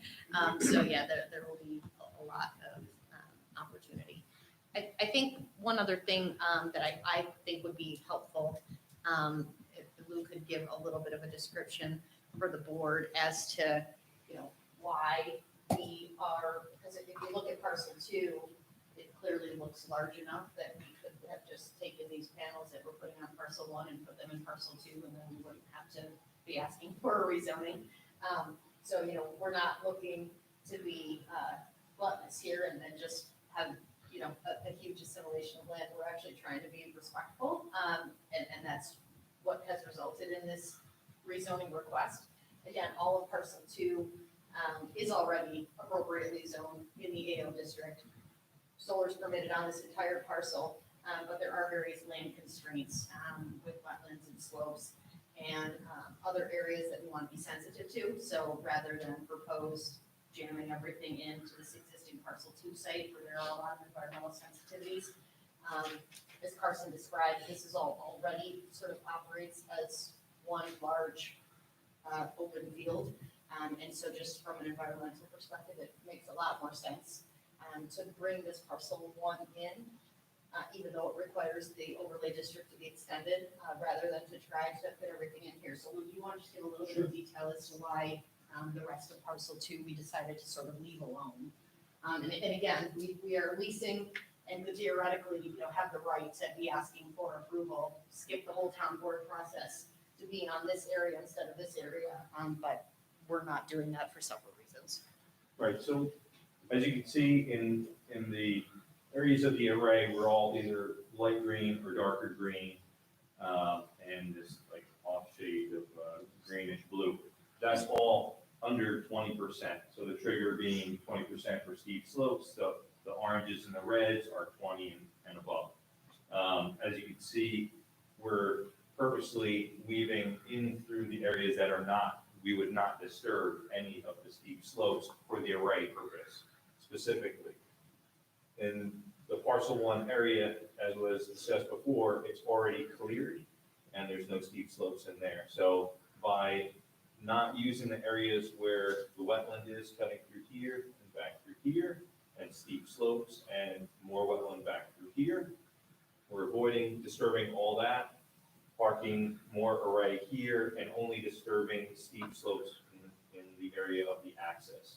Now, kind of to drive home the point and going through where you see it appears that we have, contiguous access to get to the main parcel. The issue is that you can see this band of red, so 25% plus of grading. So in addition to being narrow, it's also extremely steep. So rather than disturbing all of that, there's already an existing gravel drive that starts off of Bel Air, and it does continue into that parcel 3 area.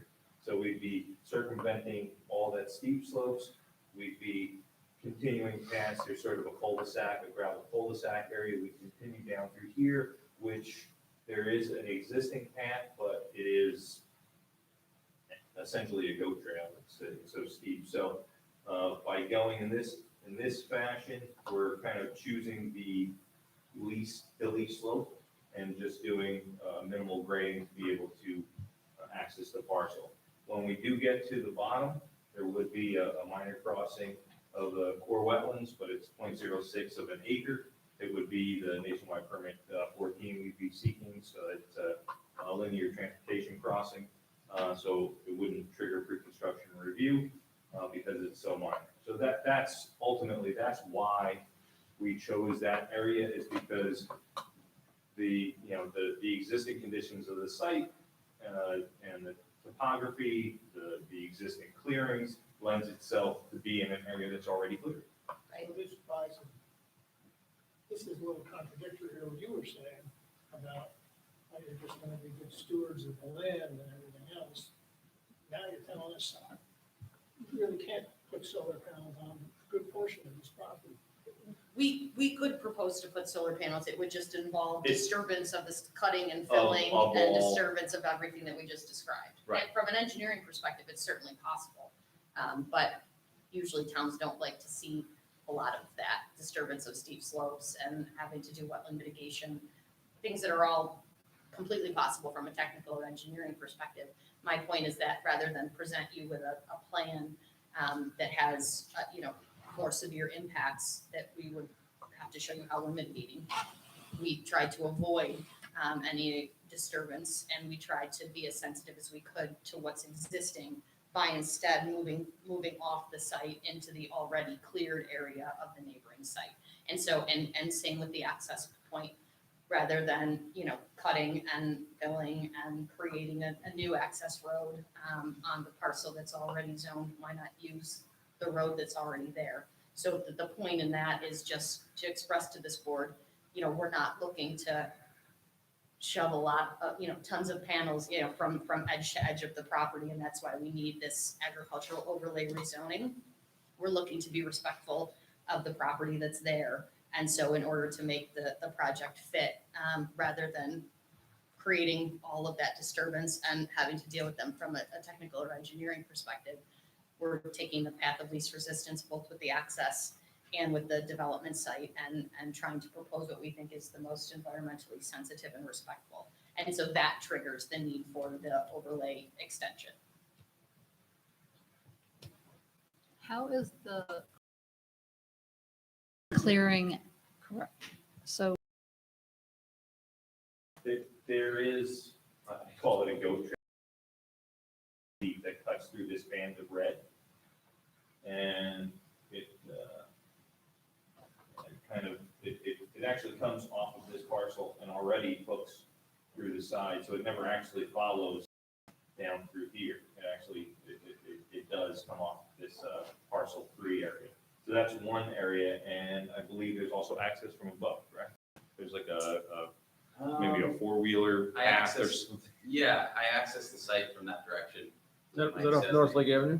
I'm sorry? Is that off North Lake, is that the closest road to parcel one, Yeah. North Lake Avenue? Yep, to the west. And is that the old McCabe Farm on the far end of parcel one? I'm not sure. What was it? Green Acres. Green Acres, okay. Yeah, I forget how you get to the site from Lunenburg. It's very steep and it's wooded, though. It's not great access for Mike says on the north.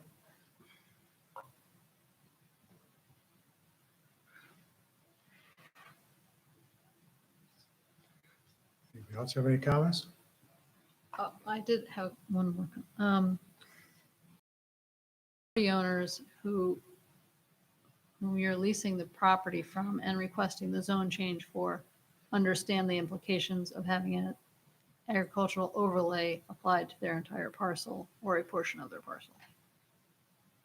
Yes, they consented within their lease to the rezoning, and it's really, there's no detriment to the owners having the overlay. If anything, it just, expands the potential future ag use of the property.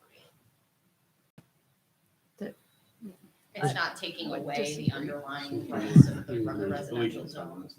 Yeah, but if you ever decide to do something that's currently permitted there now, you would have to. It's an expansion. So they don't lose their rights under their current, with an overlay district. It's not like a rezoning from residential to commercial where you lose your rights in a residential district and now you have commercial rights. With an overlay, you still have all of the rights that remain with your underlying district. So the residential zoning permitted uses remain in effect. And then on top of that, you have the rights that are permitted in the agricultural overlay. So it would just be additional, permitted ag uses over and above their currently permitted residential uses. I have a question. Was there any other sites in the town of Brunswick that you were looking at? Or you can speak to that. I think you were pretty excited when you found this Yeah. one. Yeah, It's this is a clear great that- site. and It's removed, removed from major roads, removed from homes. It's previously cleared. Usually those are the issues we run up against. A lot of butters, removing a lot of trees. That's not the case here. Another important factor is interconnection. So that really drives where we can build these sites. You have to be close to power lines and substations that have capacity. So we're connecting to the power lines along Bel Air Lane that feed into Hoosick, and there's a substation nearby. We've already been through that study with National Grid, and the capacity is good. So that's the first thing that drives our search for sites is where's the interconnection capacity available. From there, we take a look at zoning, acreage, and environmental conditions, and it really whittles down pretty quickly to the sites that you can build on. Yeah, and again, a lot of the sensitivities that we would typically be concerned with here, abutting a residential neighborhood or, having visibility from an important view shed, we've avoided all, lots of clearing and tree removal. Those aren't issues here, thankfully. So it's a good site from a development perspective.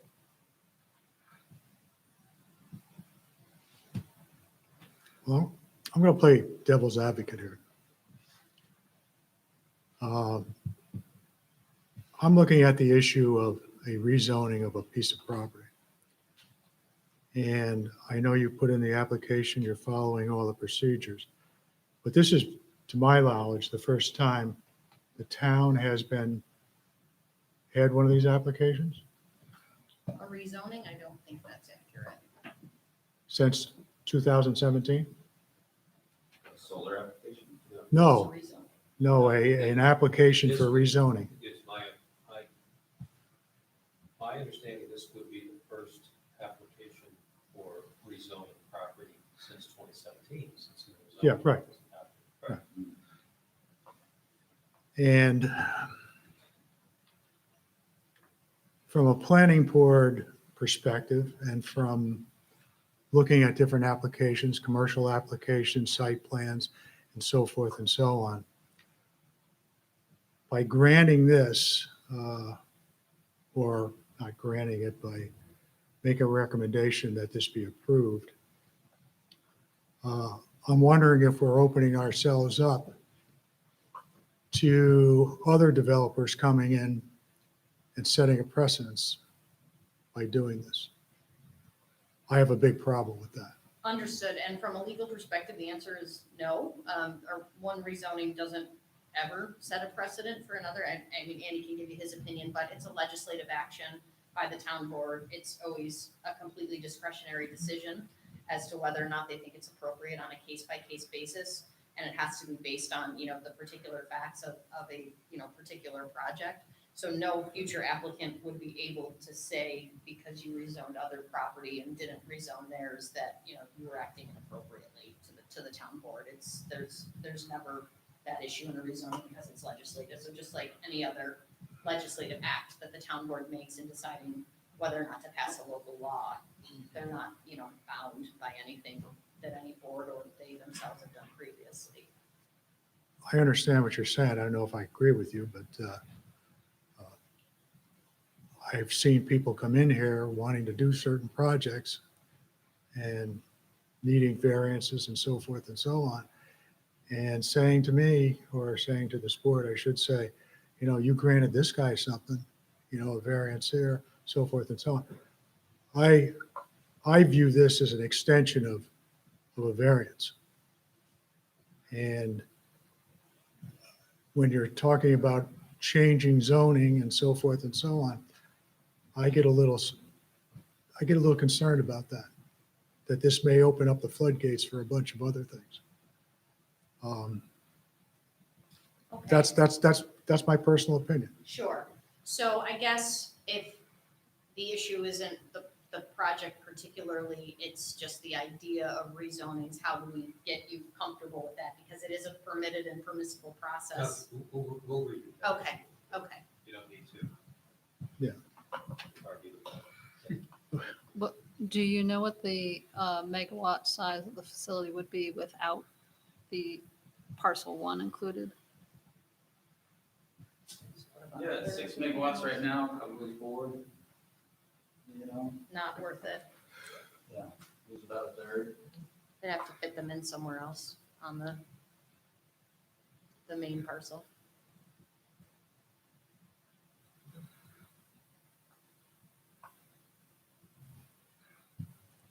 Anybody have any questions?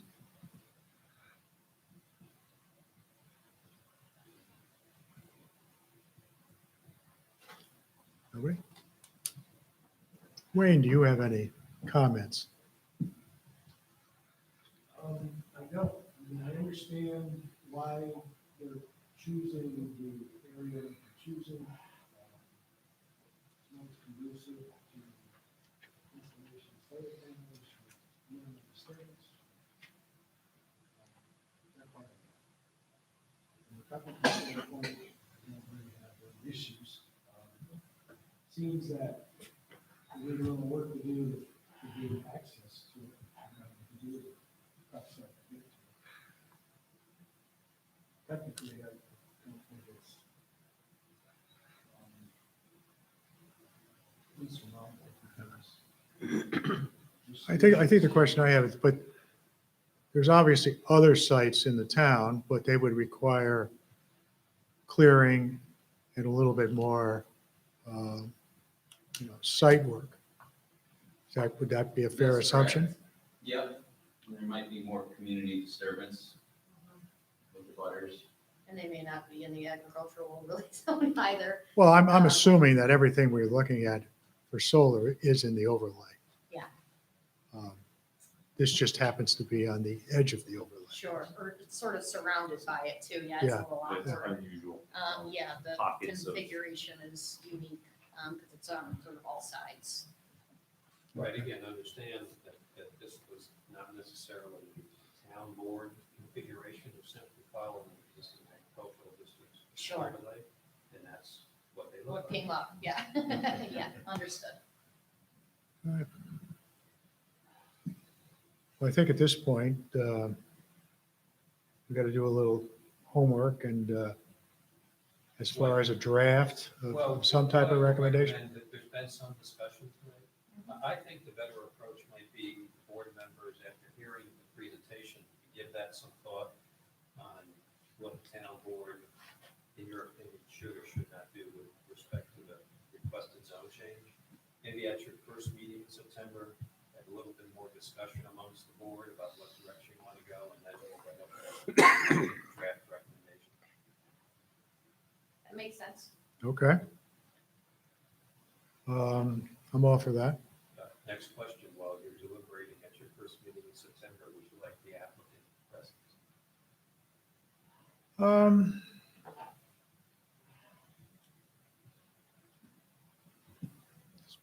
Does anybody think it's necessary or? I think you've given us enough information. This would certainly not be deterrent. if you want to Understood. come, but- Yeah, But understood. what if the board specifically wanted to hear, I would recommend having a lobby or remote. Yeah. We of course want to be available whenever. Is it possible for you to give us a map that might indicate a little bit better how we can access this property if we want to go walk it, take a look, see what we're talking about here? Might be helpful to include North Lake Avenue and maybe some residential homes in that area, give us a perspective of where, better perspective of where the location is, I guess. Or do you have is there a better sheet you think that we should, or most of it's not really an aerial within the plan? Right, it doesn't give a broad enough view. Okay, yeah, we have a larger tax, because we did that, we had to do the adjoiner, the 500-foot adjoiner map, but it's like a tax parcel, so you can't, it's not as helpful because you can't see any improvements, right? It's just the lots. But so, yeah. we Right, could do- We'd be happy to host a site visit with the planning board one day, one weekend day maybe, or In small groups, or in one group where no one talks, right? Because we don't want an open meeting Small groups. issue. Okay, yeah. Whichever. I think, if we have, individual access to the site, I mean, a couple of us on many occasions just visit a site. We have the map, we walk it, so forth and so on. Okay.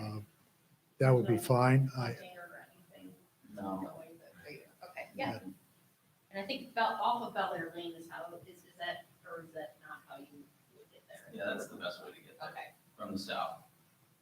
There's a gate as you go up Bel Air, just stop before there and then, Kick it in and keep going. Yeah. No, really, is there a gate? can I quote you on that when we get? We're not sure about the gate. We don't think there's a gate. Yeah. All right. Yeah, let's, give the board an opportunity to give this a little bit more thought. I will say that, I was on the comprehensive plan committee. Dave was also. No, I was not. I thought you were. No, we own land, so we were not asked Yeah. to be on it. I don't know. Well, we I was had not some asked to board be on it. members, at the time, I think there was 3 or 4 board members on it from the planning board. We went through a series of, I think, at least 4 to 6 public hearings Mhm. and workshops with the public. Thought we did a pretty good job as far as, defining the zoning and so forth and so on. And these little things, come up every once in a while. But I was always under the impression that they would be reviewed on a periodic basis every 5 years to try and tweak things in and so forth and so on as a just a modification of the or an amendment to the zoning law. That's where I was going with the initial conversation when we were Mhm. talking about different things. I still get a little hesitant about doing these on an individual basis because I sense it's going to open up the floodgates on a bunch of things, especially like some of these big commercial developments and so forth and so on. you know, well, we need this little piece that's zoned residential. Can we move this over here? We used to get around it with PDDs. As far as, if it doesn't fit, then we'll do a PDD and we'll throw all the rules out. I've been on the board for 22 years maybe. This is the first time we've done anything like this. So you go back to the 90s before. Before that, they may have done something, but we never did anything like this. Yep, just a couple of comments. First, for the record, that procedure was discussed for this project, but the current zoning law, and it's not clear whether a energy project would fit within the allowable PDD uses. But that was discussed and was determined by the applicant to move forward with the petition for zone change. And I'd be remiss if I didn't say that the PDD is an appropriate planning tool and allowable Yeah, zoning agreed. review process under the zoning law. But that was discussed regarding this project as well. Right. And with the PDD, you're usually looking, like you said, trying to fit something in that doesn't perfectly fit within a zoning district, right? You might have a combination of uses that's not otherwise contemplated. So you do the PDD, you can throw the whole kitchen sink in. Here, you do have the ag overlay district, which does permit what we're looking to do. So it seemed more straightforward rather than rezone to a PD to just rezone to extend the overlay. So that's the path that we chose here. Okay. And just so I make sure that we're responsive, I think we're going to be, we're gonna do some I can sort of, prepare a like, map, maybe like the same size as the 500-foot Yeah. joiner area, but more of an aerial though that shows the actual improvements on the ground. Absolutely. And we can If send you that could get over. over to North Lake so we can see what's. A few of the perimeter roads, just to have some orientation. And, all directions, so we know where the heck this is. I got an idea Yeah, where what it you'll is. see is that parcel one, Mhm. Sesame parcel, it does go all the way down and Right. Right. has frontage on North Lake, so that will be good to show that. If it was a photograph, it would be. Yeah, we'll do like an aerial, showing the actual, so you can see where homes are, or structures, or trees, or whatever else is there. You also have the visual impact analysis Yes, as well, so I'm not sure if that. maybe able to crop something from that, Lou. But if not, we'll get something. It'd be nice if we, Yeah, preferably on some kind of aerial imagery with the parcels. Yeah, it really is Okay. hidden. Unless you're standing right here, and then you can see the field. Yeah, you can see a little bit. Thanks for turning us to that in the EAF. I mean, we'll get you something, but you can see, generally, it's a little larger, but we'll get you all the way to the road so you can see if we could get that before the next meeting. Certainly. Yep. And we'll just email that, just through Wendy and Chuck's office, and then they'll distribute it, right?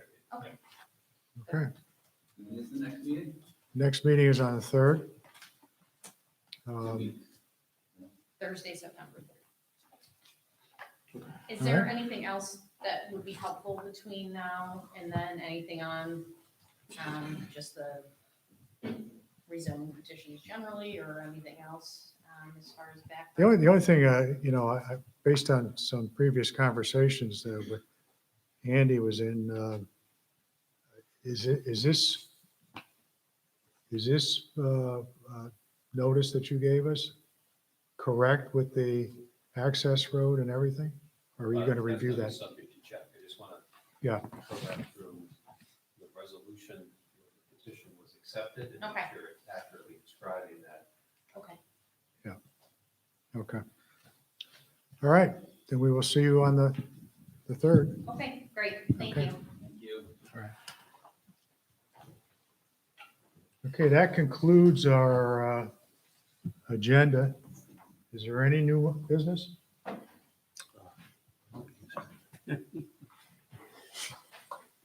I see somebody out in the corner over there. Come on up, Tom. Good night now.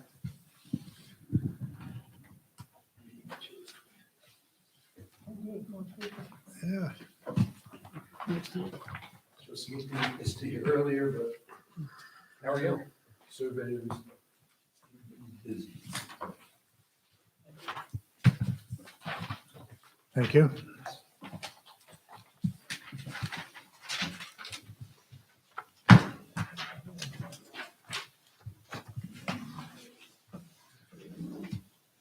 And two for the building department, one that goes on, I think, the county, which is near the Harbor City. My name's Tom Early, and basically the property owner of the Diamond Rock Plaza, which is on Oakwood Avenue, which was approved back in 2015. And we opened up the building approximately 2018. I got one tenant in there now, 3 vacant spaces, if anybody's interested. A couple weeks ago, less than 2 weeks ago, I was approached by the bus company that provides the busing, school busing for Lansingburg School District. They are currently over in the Albany Airport area with their buses. So they got a tremendous lead time back and forth. Plus their situation is not good over there, I guess, apparently with the landlord. So they approached me about the property that I had scheduled on the approved project back in 2015 as a car wash. And they asked if that was going to be available. And I said, well, right now we've talked to several car wash people, but it's always seems to be a problem with the combined sewer overflow that goes through the city of Troy. So no one really is too interested in spending a lot of money on mitigating combined sewer overflows in the city of Troy. So I said it'd be available. We've had construction materials stored there from the construction of the Diamond Rock Plaza building, piping, stone, gravel, a lot of debris. So recently we just had Warren Faines come in and clean it up, take all the excess material off the site, piping,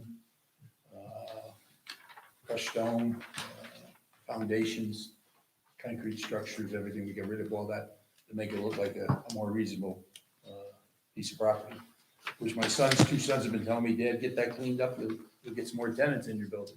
But I didn't think that was really the issue with getting tenants. Part of it's the pandemic, and it's everybody who goes there says, I can't believe you can't get these spaces rented. But that's the case. That's the way it's been for the last 2 years. The bus company would take one of the spaces in the building together with the parking area for their buses on the north portion of the property. It's all under one lot. It's 289, 291 Oakwood Avenue. This parcel, or this piece of property is listed as 291 Oakwood Avenue on all the paperwork that I filled out here for you. And as I said, back in 2015, it was approved for a car wash, and your last page shows you the approved plan that was approved back in that time period in your last page of the handout there. And we wish we could put a car wash there because there's one certainly needed besides the one on Hoosick Street, but just doesn't seem to be the right fit for the people doing car washes these days. So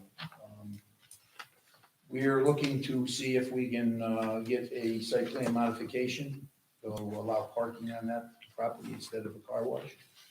And I guess we need a special use permit, also allow bus parking, which is, I guess, not included as part of the legislation that's in the zoning ordinance. And that's pretty much that I can explain to you now. The second page is roughly a quick sketch that we just got done, showing roughly the bus parking in that particular part of the site. We would also park some buses behind the building. There'd be a couple spaces behind the building. How many And buses are we talking about? we're talking about, I think, 25 large buses and I think 20 of the small buses. That would handles Lansingburg School District now, 25 large buses and 20 small buses. approximately. I've been trying to get that number exactly from them. And they got different people that they just put in place of the operations. And You're gonna park them where? this would be Where the north car of wash is. Where the car wash was gonna be. the north end. Yeah, I thought you said something about behind the building. We're gonna put some behind the building also, there's space behind the building. That we could put some buses back there. And we've got 5 spaces we're gonna allocate to the space you're looking at is if you're looking at from Oakwood Avenue, the space on the right-hand side of the building is what they're looking at taking. And we allocate five spots for the people that would be the staff that would be working out of that portion of the building. I have a dumb question. I would assume at any given time during the school year, all the buses would be out at one time or another. Is that correct? Yes, except for they have athletic buses, Okay, which they store, they got a different bus that they store equipment underneath the bus for the athletic. They okay, don't go out usually during the day, they said. They told me today, just talking to them today. okay. Let's just say all 25 of the large buses are used for transporting students. Is it safe to assume that the drivers come to here and they get the buses from here? And if they do, where are all the parking for those cars? That was my first question to them. Yeah, Got the answer today, is they have a shuttle, goes around and pick up some of the bus drivers. Some of the bus drivers will drive directly to the site. They will pull their bus out, and then pull their car into the space. And I said, wow, that doesn't seem really too efficient, but they say that's what they've been doing, and I said, well, what about plowing? Say the buses are there, what they do is they move the buses up so many feet, they plow behind the buses, they pull the buses up a little bit further, they do the next row of passes on the plowing, then they move the buses back and they do the aisle, which is kind of interesting. The other question was brought up, one of my sons is, what about the monitors on the buses? Every bus has a monitor now. And I said, what about the monitors? Where do they park? They don't park anyplace. We pick them up. They pick them up in the shuttle and they bring them to the bus. So that's. so they bus them to the buses, basically. Yeah, yeah, it's very interesting. I learned a lot today. Like I said, it's only been in the works for less than 2 weeks. Tom, do they have to be plugged in during the winter?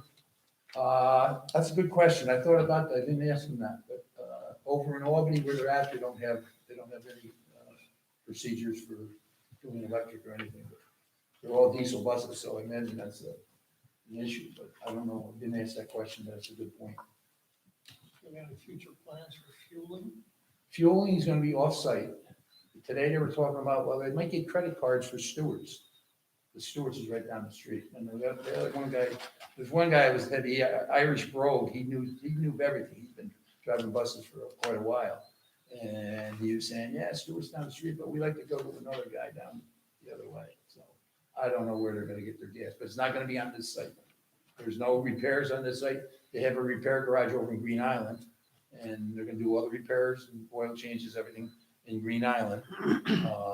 So the only thing they're gonna be doing on this site is parking the buses, and the three office staff or 4 office staff people will be at that space on the right-hand side of the building.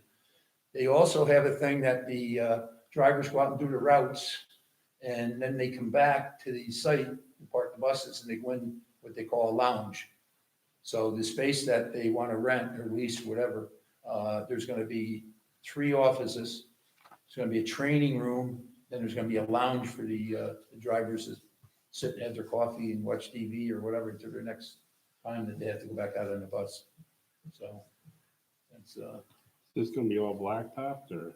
No, it's going to be all crusher run, strictly crusher run, back down. Right now, we just scraped off the grass and the debris and everything else. And I got in trouble for that, but that's, we had to make it look a little cleaner and better and get rid of all the excess material that we've stored there now for 4 years. And if we get the approval, hopefully in the next meeting or so, then we'll have Warren Paint come in and put down the crusher run and compact it and everything else. But hopefully they're looking for, to get in there at September 7th. And that's a real tight schedule. I'm not sure whether they can make that or not, but we're going to look at possibly getting the construction into that space completed by that date, so at least they can move their office people in there. So.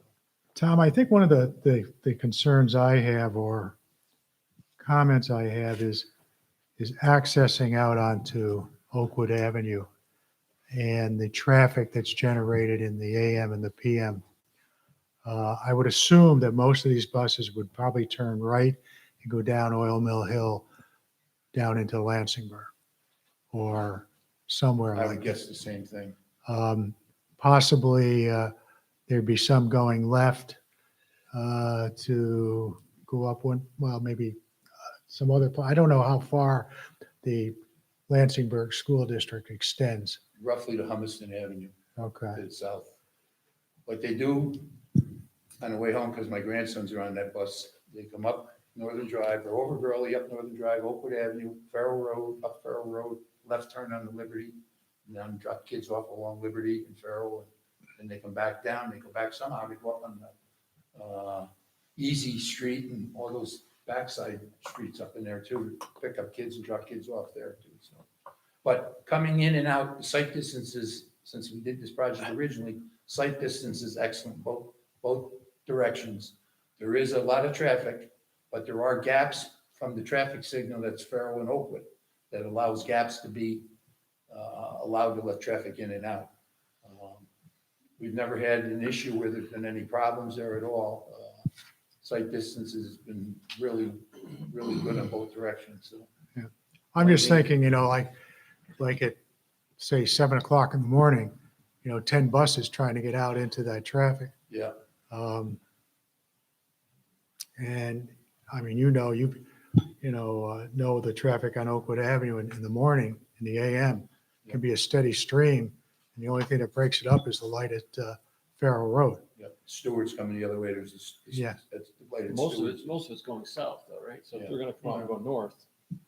Yeah, but, There's gonna be some making the left turn, there's gonna be some that may go straight ahead into High Point. yeah, There might be 1 or 2 students in High Point or in the right. Stone Ledge Apartment project. I mean, But that, they didn't see that was a problem. I said, are you sufficient with the turning radius? We've got really good turning radiuses on the driveways, in and out, and they said that would not be a problem. Right now, they park off of, it's not the new exit on exit 3 going to the airport, but the other one that says Wolf Road. They come off of that, they get on that exit, come down to the original traffic light and make a left turn, and they're parked down on that side of the road on the left side. I think there was a Napa auto parts dealer down there. Mhm. But that's where they go every day, and I guess they go there twice a day.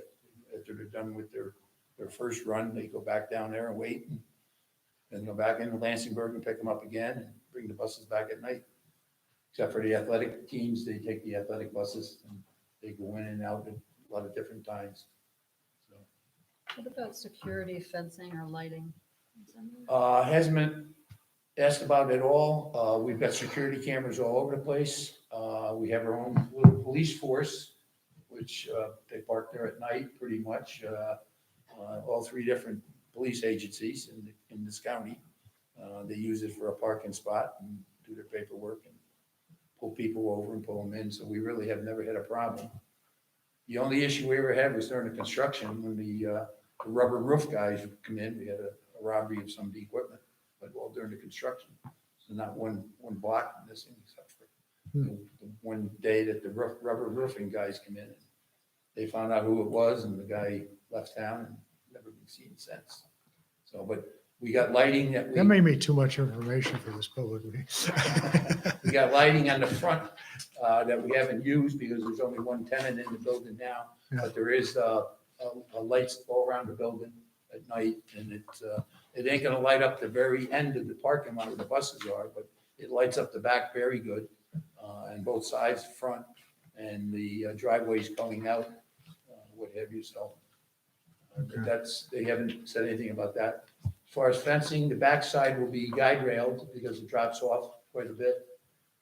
So there's no criminals gonna be coming up that hill to get into the site. If anything, it'll be driving into the site, but we haven't had that issue at all. Now, one quick question.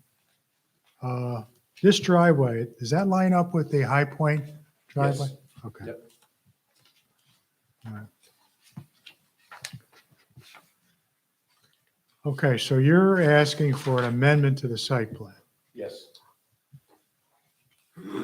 How is this normally? Do we need a public hearing on this or anything like that? That's at discretion of the board? Okay.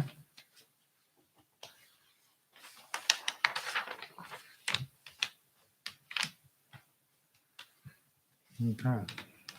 And there's the,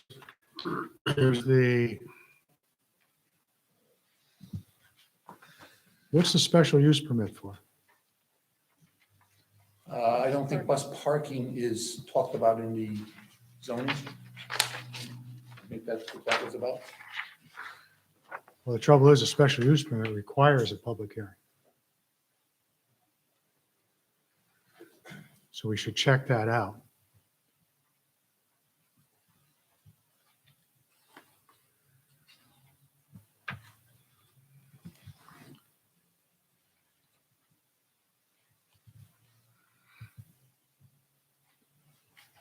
So where do we go from here?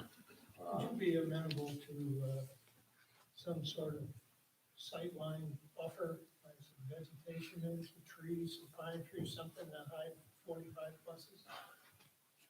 There's a berm that goes up and you're gonna see the top of the buses, but no matter what you do, I don't think you're gonna hide double in buses, no matter what you plant there. And it's solid rock, so there's not much gonna grow there. When we did that initial, we took, I think, 10 feet off the top of the hill when we did the Diamond Rock Plaza building. And they got as much as they could at that time to, he had the D9 bulldozer there and he got with the ripper. And he got as much of that as he could get off that berm. And really, it's solid rock from the driveway basically down almost to the, where the big power lines come through. So from a visual point of view, I own all the property in the back. It's all wooded. Nothing's ever going to go in there. It just drops off into a large ravine. The west side of the property is Oakwood Avenue, which is a state highway, which when you get to the High Point is up on the hill. And you got all the trees on that hill that High Point people cannot see down at all, even in the fall when the leaves fall off the trees. Aren't there, So, the south end is all my property. on the east side, aren't there houses back there that don't go around the back? No, it's all the way over Liberty Road or Brunswick Meadows. Now, from my aspect, when the leaves are off the tree, Miami Beach. no, they're down a different spot. They're sort of down out of the way. But I'm on Hialeah, which is a little bit further east from Miami Beach. And in the winter, I can look out every one of my windows and I see the security lighting on in the building. But that's just a light you're seeing through a bunch of trees. That's nothing really, offensive or anything like that. And there is nobody from Miami Beach. The closest house is the one on Oakwood Avenue on the other side of the power poles. And we've worked with him on the sanitary sewer line. We got an easement from him. We run the sanitary sewer line through his property to tie into the Miami Beach sewer lines back when we did the project originally.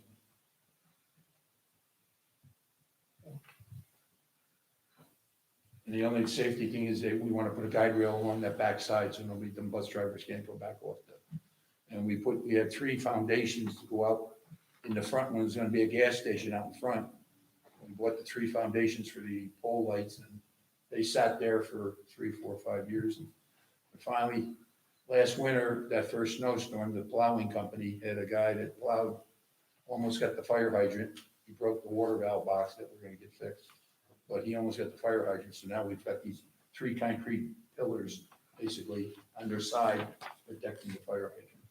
Because the bus drivers are kind of hard to see on some of them buses. They're quite large and it's not really easy to see. So you don't want to see any hydrants knocked down. Mr. Bradley would be all over me. Okay.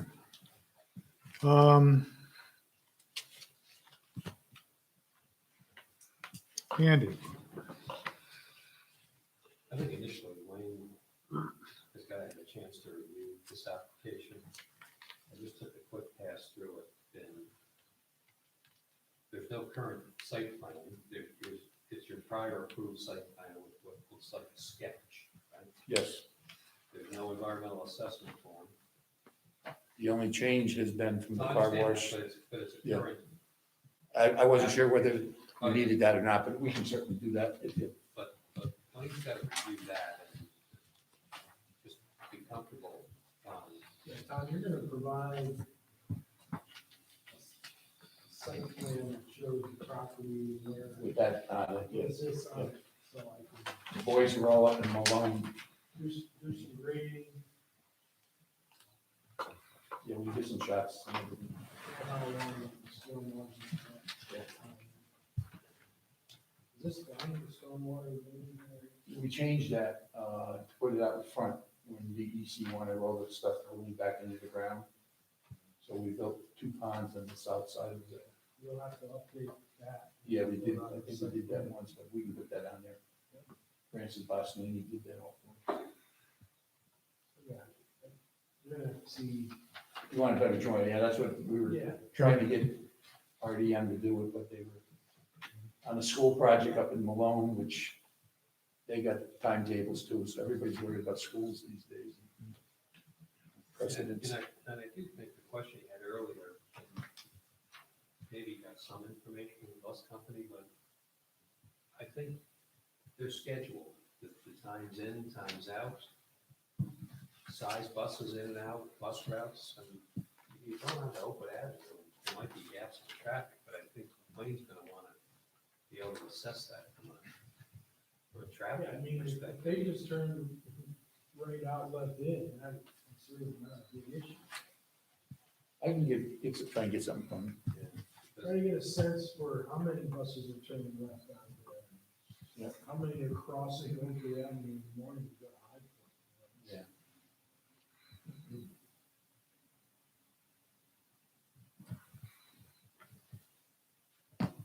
All right. If you could get us some of that information by our next meeting so we can, start this process, we'll put you on the formal agenda for our next meeting and Okay. we'll start the process. Yeah. But I will tell you, I think we ought to check this, just review this special use permit because that will require a public hearing. That's by regulation. So If we don't need a special use permit, we don't need a, we don't necessarily have to have a public hearing. But I think we ought to double check that. Number one, we should review that to determine the need for special use permit. And we can review that with the building department.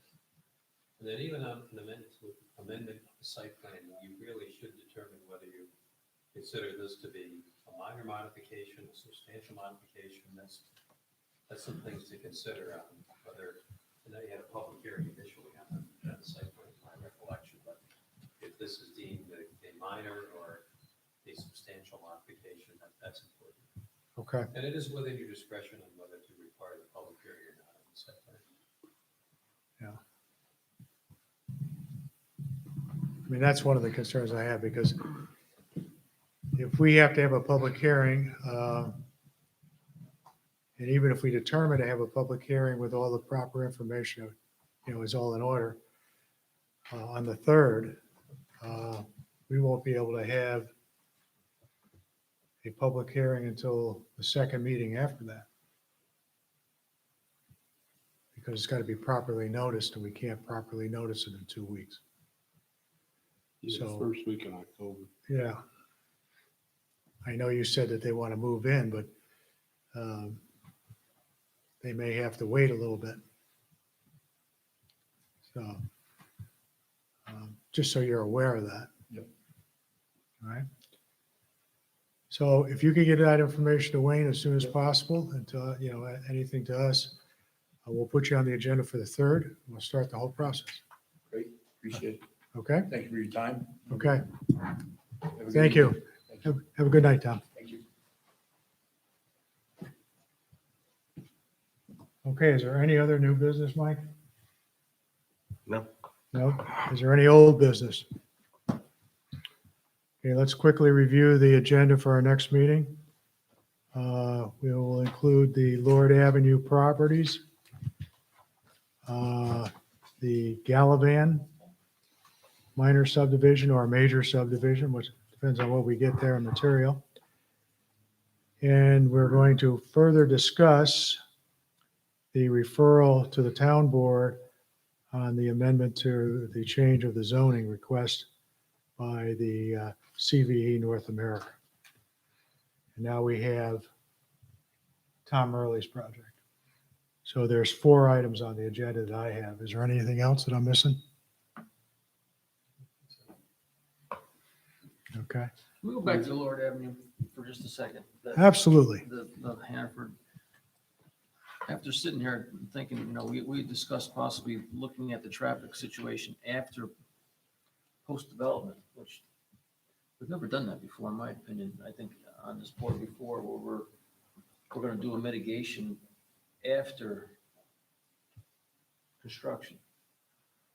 Is that what we were talking about? Yeah, we were talking about, but it was based on the fact that we weren't really sure what the mitigating circumstance, we don't know whether it would be, you know, at That's the that part that point. concerns me, because aren't we supposed to try to zero in on traffic and assess how it's gonna affect the neighborhood before rather than after? Well, you can form an opinion based on the data that you're given. Right. That's what we're supposed to do. Well, that's what we typically do. That's what we have to do. Isn't that what we have to do? Well, if you feel like you're not comfortable with the data that you're given and potentially the traffic isn't what we think it's gonna be, you know, why not assess it after it's been developed? You know what I mean? The problem here is we got a double Problem is whammy. You have an existing condition on these sidewalks where people are cutting through now. And the No, people that live there are concerned. I get it. I just, about Increases it. Increases to that cut through traffic. I'm just So- trying to envision and myself. They've offered some data, you know. to- No, to analyze it. And if you're comfortable with what's been presented and what's been reviewed, and you feel that maybe adding 23 cars to Genesee Street is significant, you know, then you form, you know, your I'm just trying to envision, you know, if I lived on Genesee Street or Yeah. Seneca, one of those streets, and as a board, we say that we're gonna wait till after post-construction to evaluate the traffic. That concerns me, that people are gonna think that, you know, maybe we're not doing our job up front. May I make a suggestion? You know what I'm saying? That's my only concern. I'm not saying the information we have is not adequate. I'm just concerned about the look. Let me make a suggestion. I think we ought to determine, based on the information we have, what some of the mitigating circumstances that we could do. Should we say, we want the roads striped? We want, you know, the stop signs put in place where they're not now. We want to make, you know, a one-way street on that little section on Duncan. Mhm. And we want, you know, local traffic only signs put up and, you know, maybe 5 things. And say, okay, this is what we want right now. But we want to do another study after everything's done to see if that's adequate. That makes sense.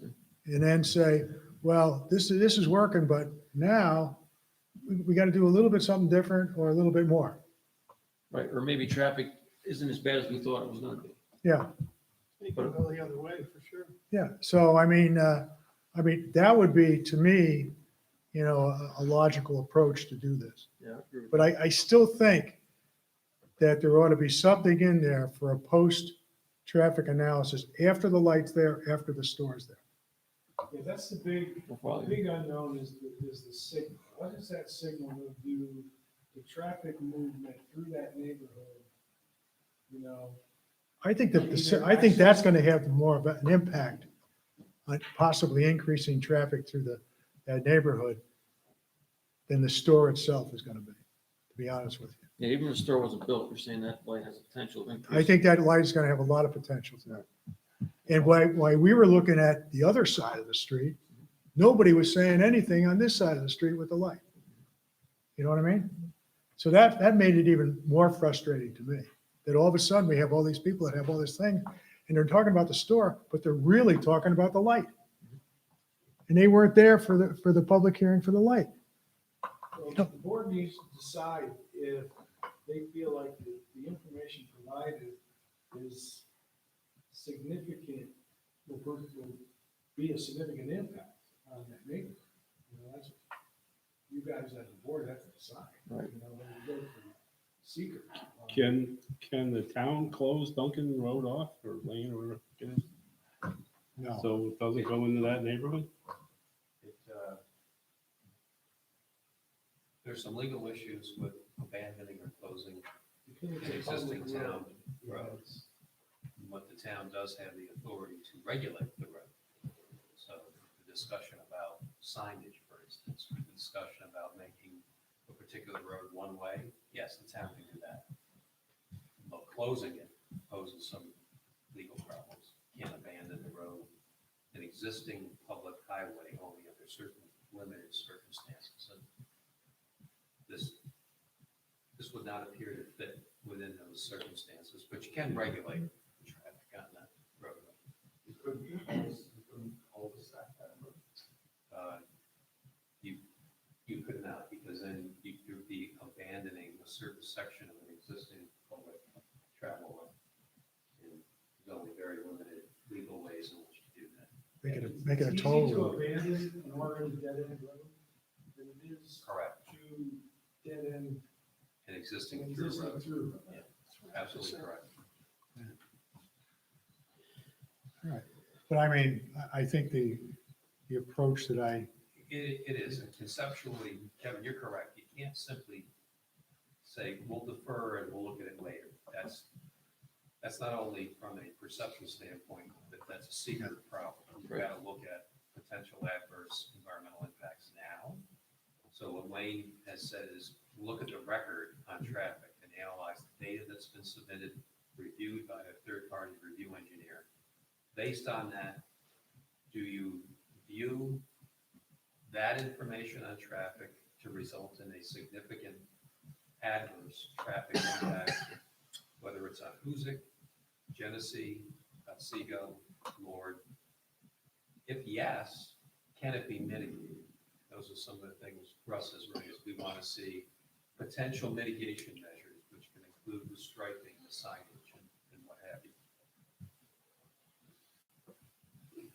That has generally been done as part of a seeker mitigation measure, rather than as a separate condition on the project approval, okay? But you do it as part of the seeker review, and that's where you're at right now. Russ's suggestion, I'll get to that in a minute, catch up. And what Wayne was talking about is, but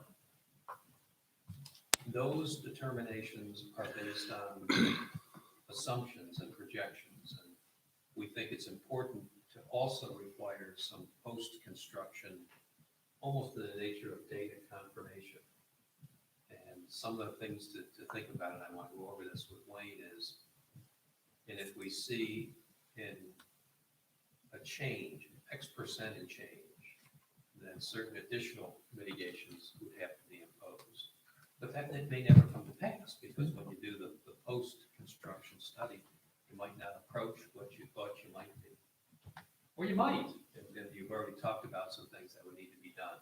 That's what I'd like to review with Wayne and figure the appropriate way to handle that through the seeker process and not as a condition for any action on the site plan. I told you this before. The board does not have any legal authority to impose, as a part of a land use action, a land use approval, an off-site infrastructure improvement. Can't legally do that. Those have been struck down. People have shifted gears and said, fine, we'll do it as a mitigation measure under seeker, and that's generally how it's done now. But you can't sit back and say, as a condition to site plan approval, you have to do A, B, and C on traffic on these existing town streets. Those are not legally supportable. Ultimately, what's your option if you thought a road system was absolutely inadequate to support the project? It's to deny the project. That's your option because the offsite infrastructure doesn't exist to support this proposed action. But here you've got a lot of traffic data, both existing conditions and projected conditions based on certain assumptions. And you take a look at that data and say, based on that, we think this has to be done as a mitigation measure now. And we want to confirm that data post-construction. So we're going to want that done. I want to review that with Wayne and then determine if certain triggers are appropriate. There's got to be some mechanism to address that. If these assumptions and projections based on traffic actually are different once it's been constructed and actually in operation, the legal way and the technical way to address that through some additional potential mitigation measures, I think that's the direction the board should be moving. Okay. That makes sense? It does, it does. I just don't, I think the time frame that the client was suggesting seems a little aggressive for reviewing the seeker determination in light of this traffic. I mean, if we're gonna make recommendations to the town or talk about adding striping and signs and speed bumps. That's got to be coordinated with the highway superintendent. If they get done on the past few weeks, it's got to get done now. Yeah, that's a lot of coordination to get done before now, the next meeting, is what I'm alluding to. I know there's been some discussion on that. Is it? There's quite a lot more land down there too. Hannaford spends all the money to put the road in. It's going to be a lot easier for the next guy to go down in there and build a Panera Bread or a Kohl's or a. I'm not sure how far back does the B15 zoning district, is the entire parcel? No, it goes just to the lane, doesn't it? Yeah, no, I don't think so. I don't think so. I think that It's all, that's ag. it's a lot of ag, but I think the zoning map has the B15 district only going back a certain distance onto the. So what do? You do a PDD or you hire these solar guys to come in and change the zoning? I mean, See what I- well, we see did it what I at the mean? back. Why can't we do it at the front? You know? I'm just saying there's more land down there. Yep. And we just approved Harbor Freight, and that's all the road frontage on Route 7 in the town of Brunswick, west of 142. We have a big development approved back in there right now, don't we? It's that, it was not usually, it was there, the Cherry. We approved, That's up on the hill there, that apartments. Hudson Hills Apartments. or Hudson something? Hills, yeah, that's entrances through there, isn't it? It is. Yeah. It's been sitting dormant, but that's, Right. They get a back entrance. That's right. Yeah, that's the Yeah. secondary entrance. Okay, we're getting along on 3 hours here. Your next meeting is the 2nd, not the 3rd. You're right. Change all the records. When you reach out to the applicants. Yeah.